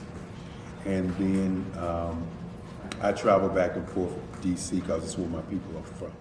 One of the unique things about my family is my mother, she's also an artist. She does quilting. And she does a lot of artistic things. And then my son, he draws with both hands, his right hand and his left hand like I do. So that's kind of a family trait. And then my other son, he's a videographer. And my daughter, she works, she's a regional vice president for Sunglass Lab. When you start out drawing and sketching, you want to continue to explore, you know, each avenue. I do pastels, I do pen and ink, I do painting, I do acrylics. I haven't done oils yet, but I try to do all facets of art. What I say to a lot of times to people is, you know, you can't put yourself in a box when you're an artist. You have to explore. And over the course of my life, I've tried to explore different mediums. I also do sculpture as well. I choose my subjects by the intensity that they have in their faces or the intensity that somebody is moving, because I do more than portrait drawings. I also do I do abstract, and then I do figurative drawing also. Well, what happened in this particular show is that I started out trying to come up with something that would be a little bit different than what everybody else is doing. So I was working on a Barack Obama show, and they wanted me to do some paintings of Barack. And so what I did was, because of the deadlines, I kind of did it kind of fast. And then I realized when I was doing it fast, I enjoyed it. And so then I started doing other pieces the same way, and I started to enjoy those pieces also. And so I came up with this particular style, and it's a style of lines and colors. And what's interesting is that when I was in college, I did a show called Lines, Colors, and I talked about the boldness of the blacks, the hotness of the whites, and this is how this has come about, later on in my life. And the colors comes from a lot of the entertainers that I work with, where they wear different colors. They don't wear, your plain reds or your whites. They wear different colors, and so that's also another piece of what's giving me the colors. The subtitle of this show is Faces That Speak Life.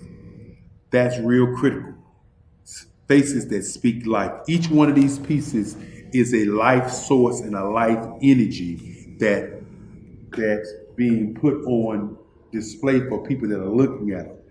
I always say in terms of my art, it's not important that I draw them. It's important what you get out of what I draw. I don't try to just draw it because you like it. People wanted me to do prints. I didn't do prints. People asked me to do different people, but the people that I choose are people that make a difference in the lives of people in the world. So the human landscape idea was, again, as I say, the lines represent your emotions, it represents your ideas, and it represents your journey as a human being. And that's why you get the different pieces and the different looks. And as you notice, I try not to do one look that looks alike another look. And that's what's the most important part of this show. Hello, I am Dr. Eric Kelly III, the visionary strategist and founder of the Black Business Olympics. I invite you to showcase your Black-owned businesses on the Black Business Network global stage. The Black Business Olympics is a global Black Business Network platform that propels Black-owned businesses into the international spotlight. By showcasing your business on the Black Business Olympics platform, you can reach a worldwide audience of potential customers, partners, and investors. You can also establish yourself as a thought leader and expert in your field, attract lucrative partnerships, and more speaking engagements. In addition, the Black Business Olympics platform provides a valuable opportunity to connect and collaborate with like-minded entrepreneurs and business professionals from around the world. This can lead to new business opportunities, ideas, and relationships. Finally, by sharing your story and expertise on the Black Business Olympics platform, you can inspire and empower others. This is a powerful way to make a positive impact on the world and leave a lasting legacy. If you are a Black-owned business owner, I encourage you to seize the opportunity to showcase your business on the Black Business Olympics platform. It is a once-in-a-lifetime opportunity to make an indelible mark on the world. Be one of the 1,000 visionary entrepreneurs who are changing students' lives, shaping industries, and leaving an unforgettable legacy for their families. Unleash your voice on our global stage and watch your business thrive. Black Business Olympics is one of the largest Black business showcases in the history of Black business in the world. Yes, the entire world. Just give me a call today at 919-308-9090.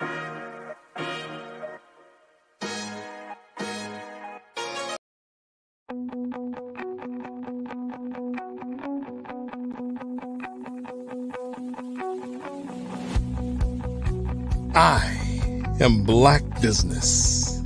From the moment I wake until the time I sleep. Yes, I am Black Business. I am Black Business. Tell me, are you Black Business? I am Black Business. Do you support Black businesses? Listen, I support Black business because I am Black Business. Black Business Expo, one of the largest business showcases in the history of Black business in the world. The world! Sign up today at www.blackbusinessexpousa.com or call 919-308-9090. I am Black Business.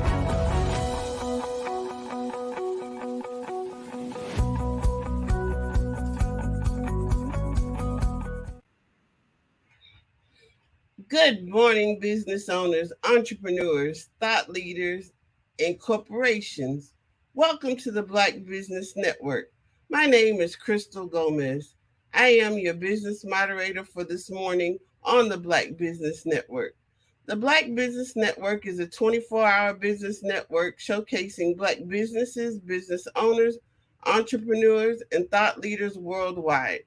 We have speakers from North Carolina, London, Singapore, Africa, Japan, and cities all over the United States. The Black Business Network is a global community sharing its business knowledge to empower, inspire, and educate businesses about business. Our next speaker is Dr. Sandra Wall Williams. Dr. Sandra Wall Williams is an accomplished senior executive in higher education with over 25 years of extensive experience, achievements, and demonstrated results as a leader, faculty member, mentor, coach, consultant, speaker, and practitioner in higher education and technology. From 2001 until 2016, she was the Senior Vice President and Chief Information Technology, Data, Business Intelligence, Library Systems, Distance Learning, and Workforce Development for the North Carolina Community College System. She led the implementation of the largest computer information system in higher education. In addition to training and development, instructional technology, information technology systems implementation, information technology security, technology infrastructure, software design, digital transformation, distance learning, and data systems. While serving in numerous leadership roles, Dr. Sandra remained an active consulting partner focusing on leadership coaching. She is currently the CEO and founding partner of WMS Consulting and Training, a professional development consulting and training company that supports emerging and established women leaders to increase their influence, impact, and income. She is a member of the Board of Trustees at Wake Technical Community College, Board of Directors for the Ultimate Medical Academy, North Carolina State University College of Sciences Foundation Board, Public School Forum, and Girl Scouts Coastal Pines. She is a member of the steering committee for Wake Invest in Women, a published researcher and author in her professional field of technology and adult education. She has written 3 books, co-authored 6 books, and numerous articles and book chapters. I present to you Dr. Sandra Wall Williams. Good morning. Good morning. How are you this morning? I'm well. How are you? Wonderful, wonderful. Thank you for that introduction. Oh, you're quite welcome. I can't wait to hear what you have to share with us. Oh, I'm excited. Thank you. Well, thank you everyone for joining me this morning. I am so excited to be with you this morning. Thank you, Crystal, again for that wonderful introduction. And of course, we want to thank our visionary founder and strategist, Dr. Eric Kelly, for this opportunity to come to you this morning and talk to you about a subject that over my years of leadership, and I'll talk about that as I talk go through this subject with you today that I found that a lot of people, especially women, have a problem with. Okay, a lot of people, especially women, have a problem with. And I'll tell you what it is in just a second. But I want to back up to tell you how I got to the point of being able to work with women in leadership. As Ms. Gomez said, I was formerly the Senior Vice President and Chief Technology Officer for the North Carolina Community College System. So everything that had to do with technology was my responsibility. More importantly than that, I was and still am a C-level leader. And C is for chief, right? Like chief information, chief technology, chief executive. That's what we mean when we say C-level leader.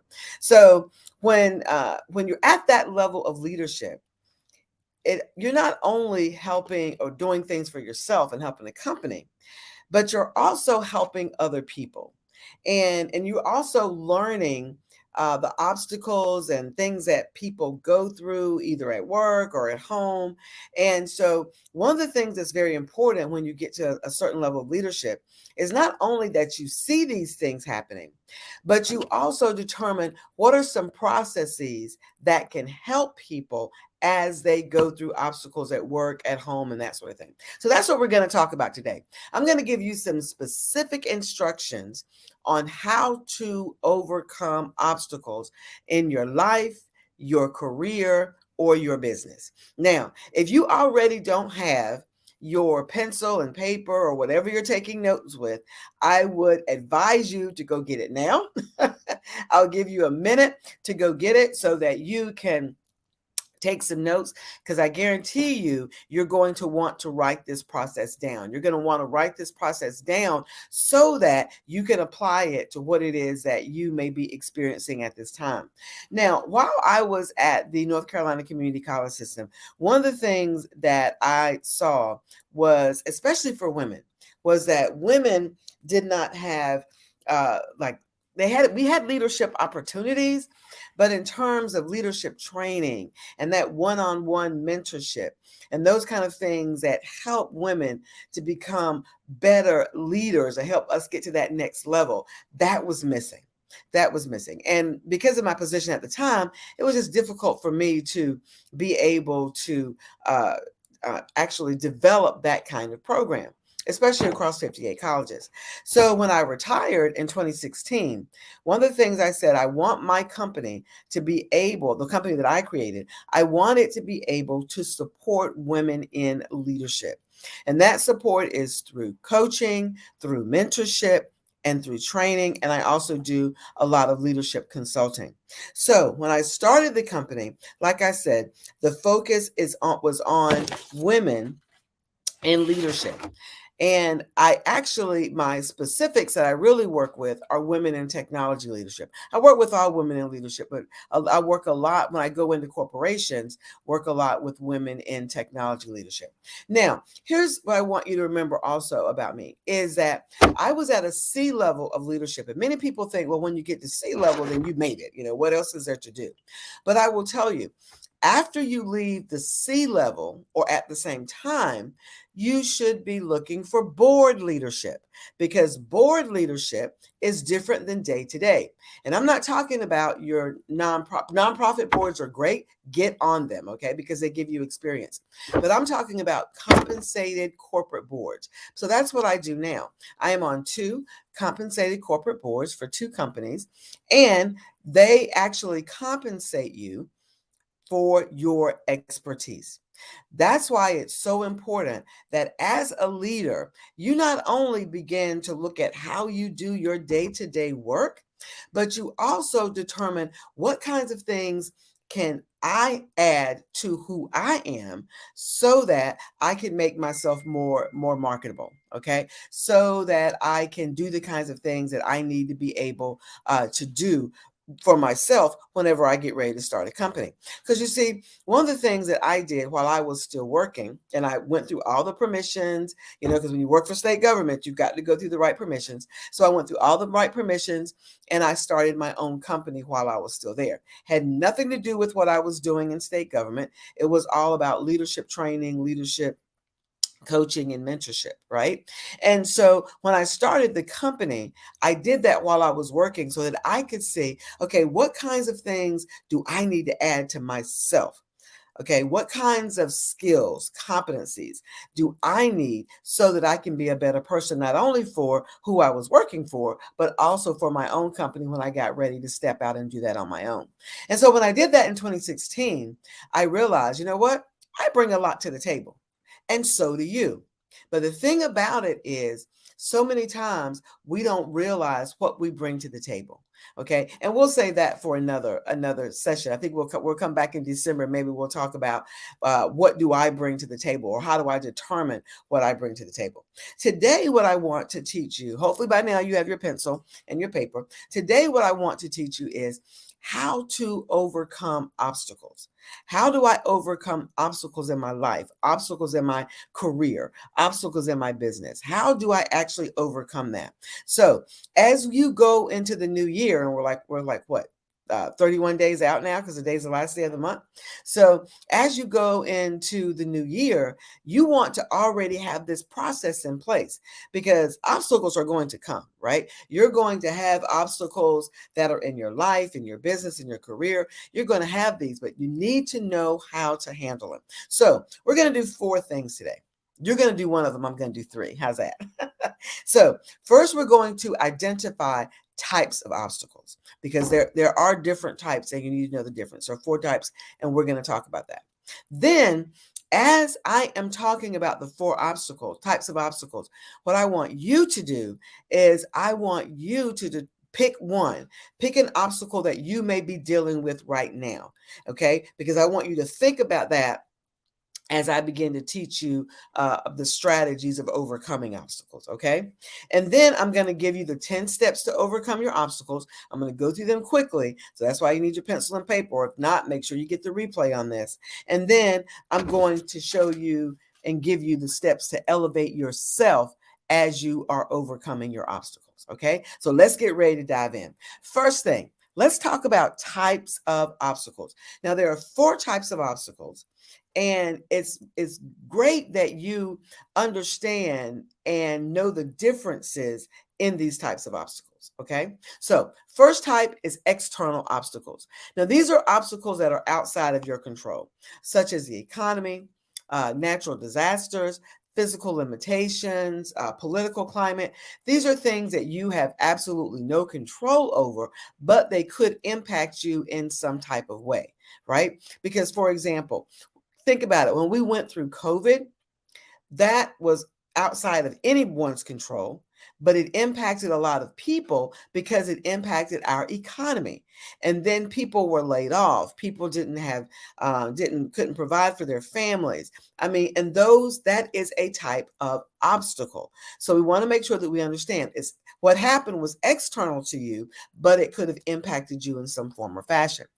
The next type of obstacle is internal obstacle. Now, these internal obstacles are generally issues that you have control over, okay? It's an issue that you have control over, but yet it starts out small, but then can snowball, okay? But the key here is that you have control. For example, debt. Okay, getting in a lot of debt. You've got control over that, right? It may have started out small, but then it grew over time. Cash flow, how much money you have coming in. Your time availability. These are all things that you have control over. The skills and talents that you might have. Okay, the skills, your talents, your competencies. These are things that may be obstacles for you, because you can't get from where you are now to where you want to be, because these obstacles are in the way. Right? But remember, you had control over these. All right. Let's look at the third type of obstacle. These are called social obstacles. And social obstacles reflect how other people and situations can be a hindrance to you. Other people, now this is still other people that can be a hindrance to you. For example, you might be working with someone that's uncooperative. Right? You may need support in something, but you don't have that level of support, or need support from someone, and then they won't give you the level of support that you need. You may be in a toxic relationship, whether it is at home or on the job or wherever, but you may be in a toxic relationship. One that I see a lot of is tradition, especially when we own our own businesses. Sometimes we get stuck in tradition. These are things that are external to us, right? But they're people and situations different than the external obstacles, right? These are people and situations that impact us. Social norms, okay? Things that are happening on the outside of us, but yet they're impacting who we are in our life, in our business, in our careers, right? So you've got external obstacles, you've got internal obstacles, you've got social obstacles.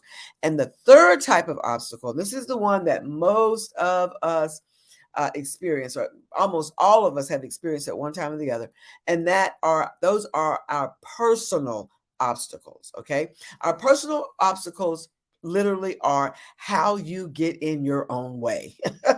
Sometimes you may have heard that there's a book that's been written about getting out of your own way, right? And these are obstacles such as bad habits, fears, your own emotional dysfunction, your own limiting beliefs, disorganization. I mean, how you organize things around you. Procrastination is a personal obstacle. A bad attitude is a personal obstacle. So these are the things that when we talk about obstacles, external, internal, social, and personal, then these are the kinds of obstacles that we all deal with. Now, what I want you to do right now is I'm going to give you about 30 seconds. I put my timer on here. I'm going to give you about 30 seconds, and I want you to pick an obstacle. Pick external, internal, social, personal. Pick an obstacle, because what I'm getting ready to do next is I'm getting ready to give you the steps to overcome them. But I want you to listen to these steps as it is reflected upon your own obstacle. Okay, so let me give you 30 seconds. We got about 25 left now, so you can pick your obstacle. Okay, so let's give you some quiet.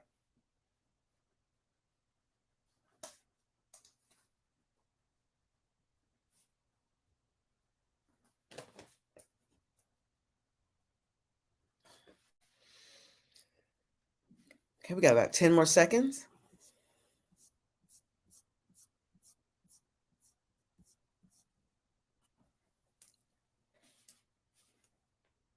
Okay.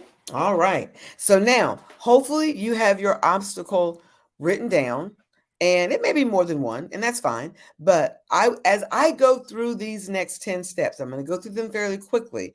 All right. One of the things that I do in my mentorship and my coaching practice is when I work with groups, we actually sit down and we go through each one of these steps and walk through them one by one.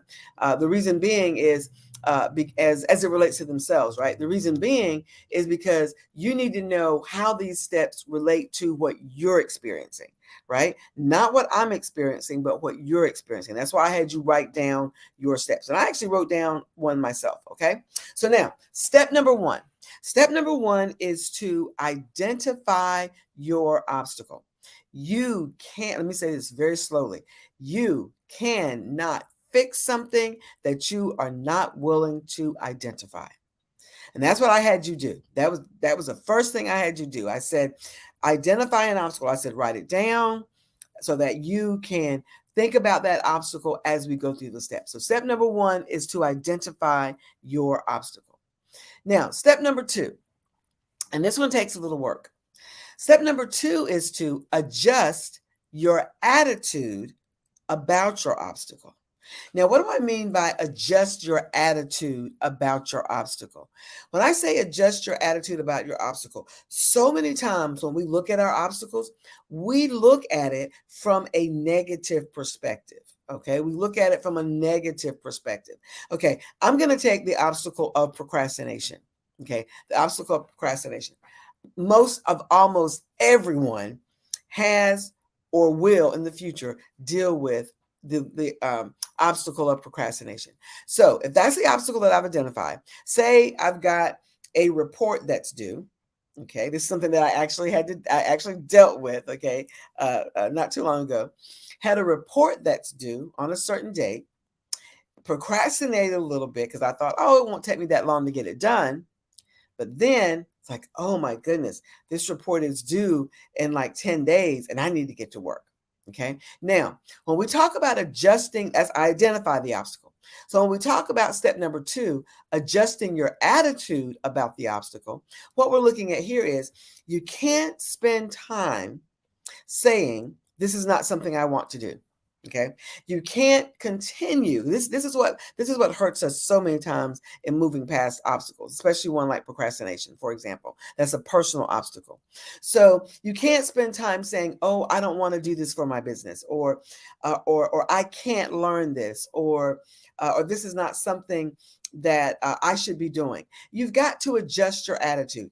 If that obstacle, if what is standing in your way is something that you need to overcome so that you can move forward in your business, that's the attitude you have to have. You have to look at the obstacle as something that is necessary for you to either move past it, take care of it, get rid of it, whatever. But you need to look at the obstacle as what is standing between you and what you want to do for your business, your career, or your life. Okay. You've got to change. You've got to adjust your attitude. You've got to begin to look at the obstacle as what's in the way.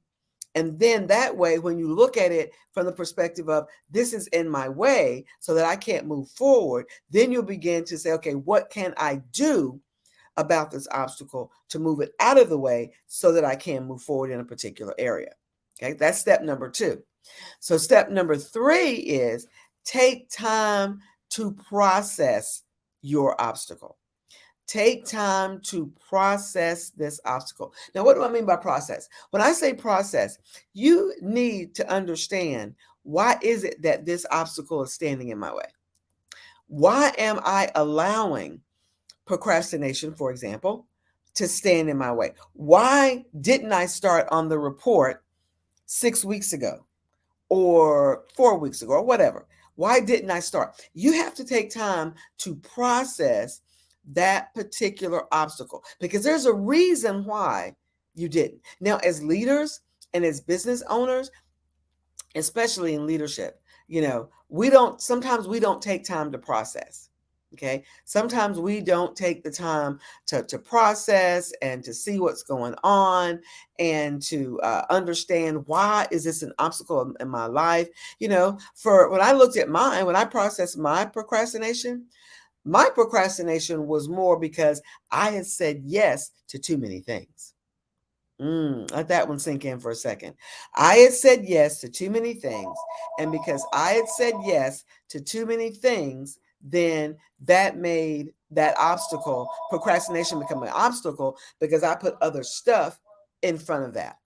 Okay. I apologize. I'm at my dad's house in Richmond County, and that's his phone ringing, and he's not here. So it's got to ring on. Okay. So now step number 1, identify. Step number 2, adjust your attitude. Step number 3, take time to process the obstacle. Now, step number 4. Step number 4 is to give control of your obstacle to God. Now, I will tell you that I am I'm a minister, and in addition to what I do with my company, I'm also a woman in ministry. I am a minister at my church. I have another ministry. We didn't talk about that. We're talking about business here.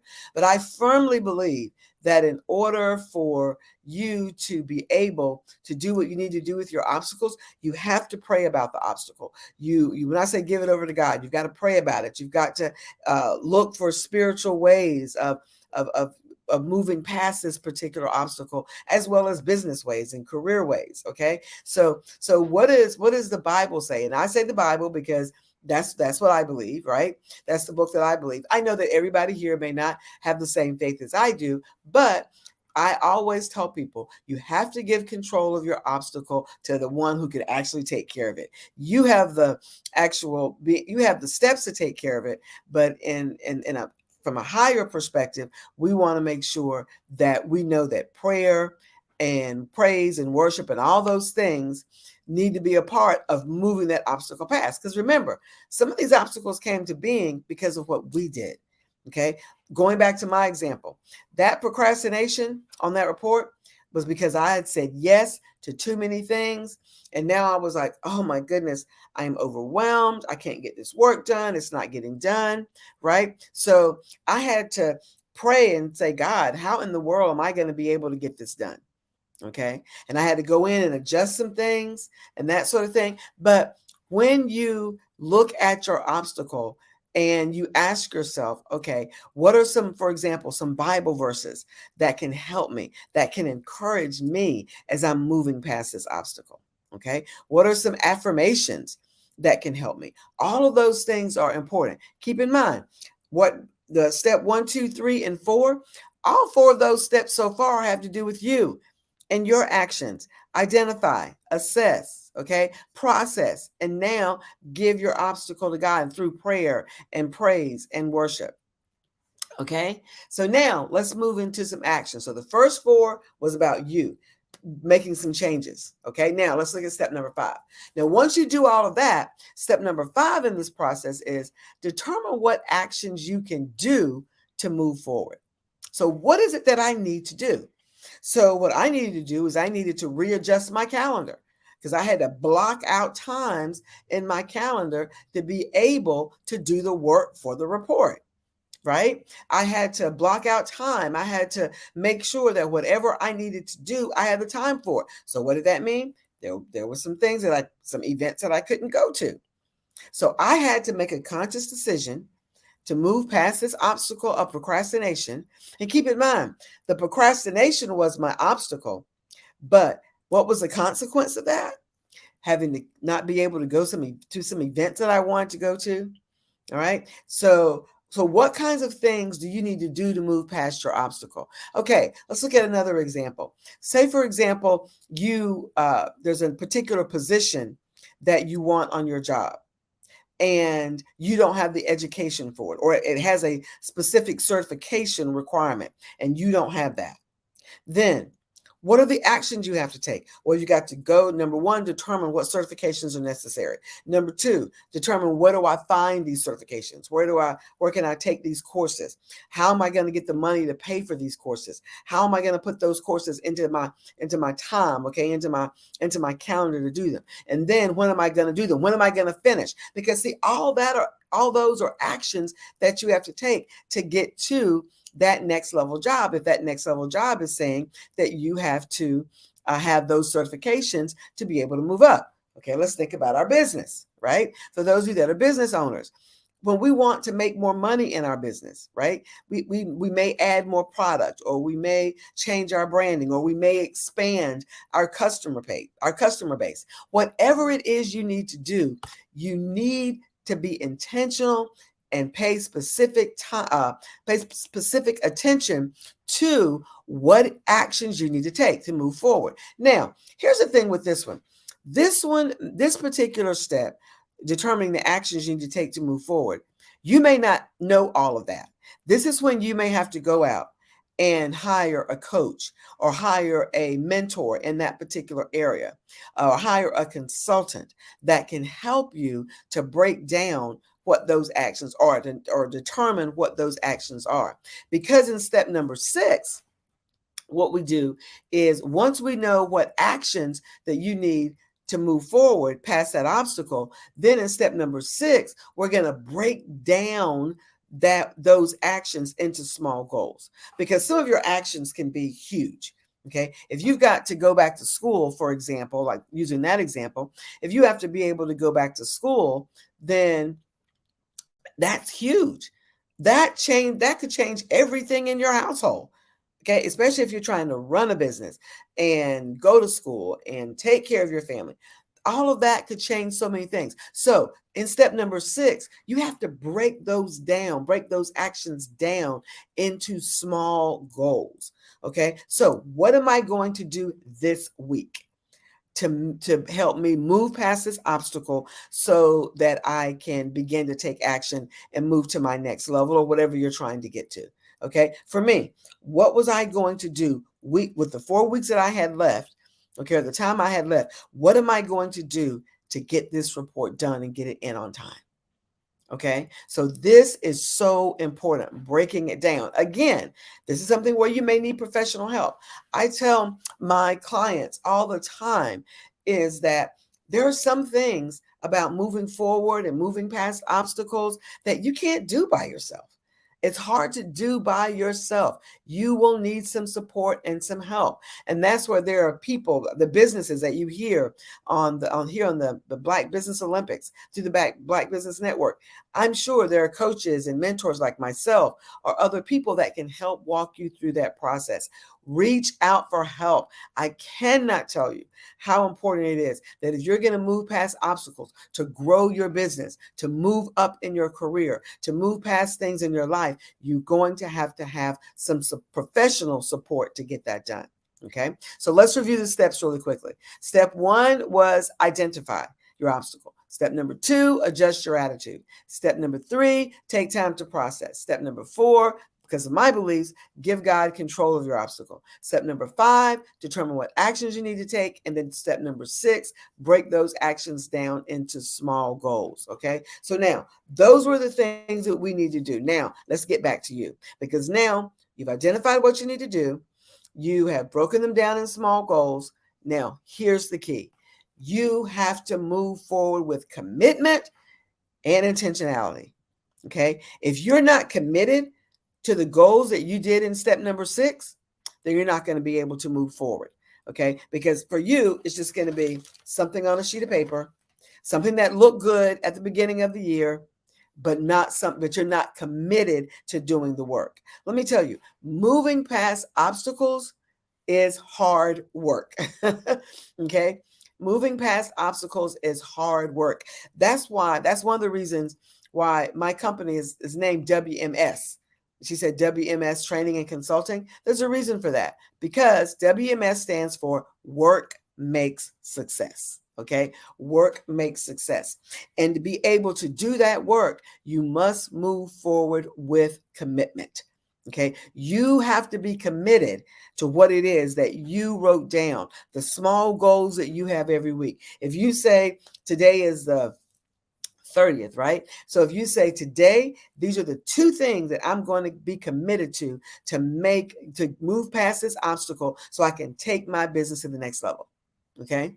You may want to, I'll give you an example of something that just happened this morning. So I had someone reach out to me this morning. They'd been laid off from their job.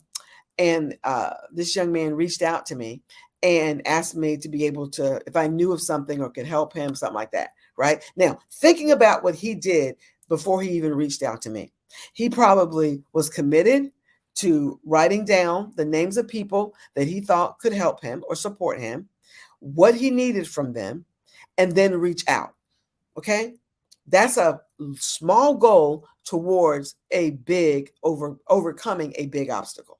Okay, see what I mean? When we say break it down, but you got to be committed to do that. You can't say, look at your paper and go, oh, I know I need to reach out to Dr. Sandra, or, oh, I need to reach out to Dr. Kelly, or whomever you're going to reach out to. You can't say, oh, I know I need to do it, and then keep waiting and don't do it. Waiting. Commit to it, get it done. Okay, that's step number 7. Step number 8, maintain strong foundations. When we say maintain strong foundations, this is you've got to get connected to those people who can support you through this. Okay, that can support you overcoming the obstacles. It could be coaches, it could be mentors, it could be consultants, it could be trainers, whoever it is, right? You're here and that you're listening to this particular Black Business Network session and all the other ones. So you're meeting people virtually, right? That you're able to connect with. Connect with us. If you're listening to me, then you should be going over to LinkedIn at some point and connecting with me on LinkedIn, and then sending me something that says, Dr. Sandra, I heard you do that presentation of overcoming obstacles. I heard you do that. Is that something that I can talk to you further about? That's what you should be doing. You've got to maintain strong foundations. Networking is not just going to an event, getting a business card. No, you have to maintain that. I was at an event about a couple of weeks ago, and I just got a text message this morning, as a matter of fact, from a young lady that I met there. And she's inviting me to lunch or coffee or something. We'll figure it out. But networking is getting those strong foundations through network, and then also making sure you continue them. Okay, that is so very important. All right, step number 9. Step number 9, mitigate future risk. Okay, you got to that obstacle because of things that you did in the past, right? So what are you going to do in the future so that it won't happen again? What are you going to do in the future so that risk won't happen again? All right. It could be time management. It could be having a conversation with somebody, especially if you're on a job, right? It could be having a conversation with someone. It could be making sure that you get all your school stuff in order so that you'll have what you need to go back to school to get that job that you're looking for. But you have to mitigate those risks. You have to think about risk before they happen. One thing about being in leadership, and I take a lot of time to do this, especially when I'm getting ready to do something new, I take the time, if I'm going to do something new, to write down what are the risks associated with doing this. Okay. What are the risks before I say yes to something? Before I tell someone, yes, I will do something, then I'm going to write down what are the risks in doing this. And not only risks that could hurt or could impact my business, but also my time with my family, time with, spending time doing other things I like to do. So you have to mitigate those up front. Okay. Look at those up front. And then step number 10, this is the last step. Overcoming obstacles can get hard. It can get difficult because, it just takes time and it gets difficult, but you need to stay motivated. Stay motivated. And how do you stay? What are you staying motivated towards? That content, that risk, and that obstacle that you said you were going to overcome, and those goals that you set. You want to stay motivated so that you can move past those, so that you can continue, because it will get hard. You will get tired. Especially if it's something like you've got to go back to school, or you're in a job and you haven't found that right job yet. You got to stay in that job until you find the right one that you want, right? So until you get to where you want to be, you have to stay motivated. And staying motivated kind of goes back to what kind of things encourage you. Go to networking events, find people that are doing more than you're doing, but you've got to stay motivated. Okay, before we move on to how to elevate yourself, we'll close with that. Let's review the steps one more time. And remember, you should be able to take your obstacle through these steps. Step number 1, identify your obstacle. 2, adjust your attitude about your obstacle. 3, take time to process your obstacle. 4, again, remember, I'm a believer, so give God control of your obstacle. Number 5, determine what actions you can do to move forward. Number 6, break your obstacles down, or your actions down for those obstacles into small goals. Number 7, you got to stay committed. Number 8, maintain strong foundations, network, find those people that can help you and maintain those connections. Number 9, what are the risks in the future? So you won't let this happen again. And then number 10, to stay motivated. So those are the steps that you need to take if you are going to move past your obstacles. So now, let's look at finally, as we close out, how to elevate yourself after your obstacles. Now, this is important because when you are working on moving past your obstacles, sometimes, depending on what kind of obstacle it is, sometimes you sort of get discouraged, you get frustrated, you get angry. But in all of this, you've got to continue to speak positive to yourself. And that's what I call these elevation actions. These are elevating who you are. Okay. So elevation action number 1, elevate what you believe about you, regardless of why the obstacle is the way it is. Elevate what you believe about yourself.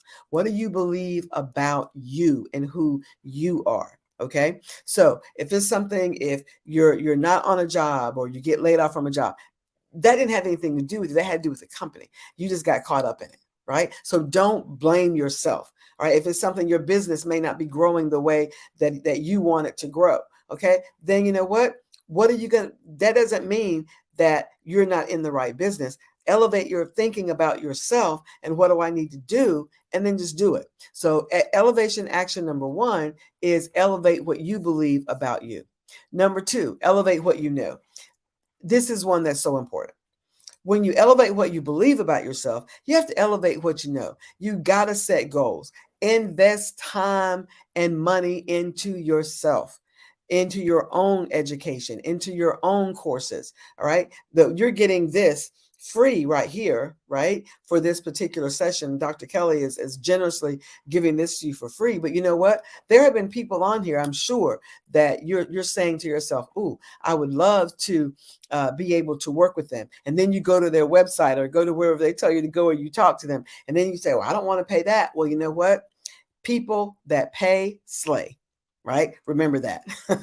People that pay slay. Okay, I've got 2 more. I'm running out of my time here. Elevation action number 3, elevate your decisions.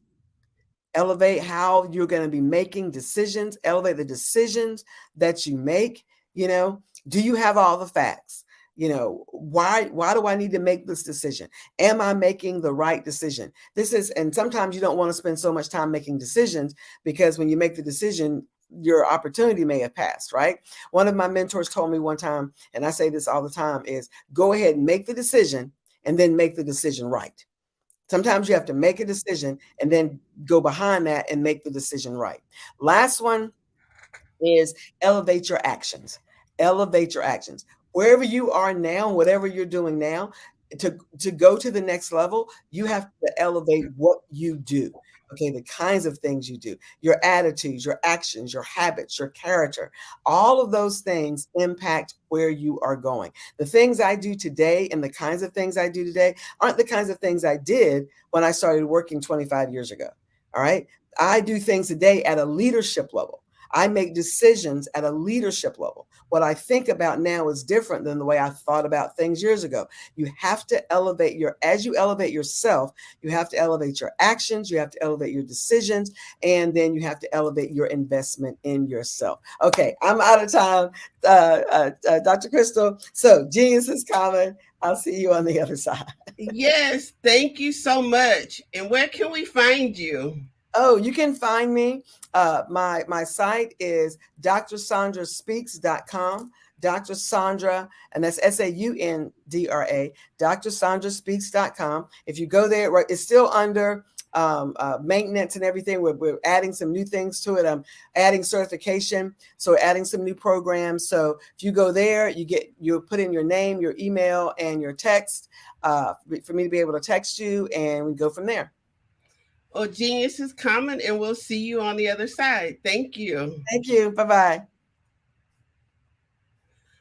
Well, I am Crystal Gomez, and we're getting to the end of our day here. So the Black Business Expo's mission is to raise funds for high school seniors going to college or K through 12 entrepreneurs. This expo is a fundraiser for students. You may go to www.blackbusinessexpousa.com to donate to the scholarship fund, or use the Cash App that's on the screen below, $BBXUSA. Our goal is to give laptops and up to $5,000 to 10 students. Students can register online at blackbusinessexpousa.com. Now, every dollar counts, so we want to remind you to donate to the scholarship fund. We want to also thank our Black Business Expo USA sponsors for November 2023.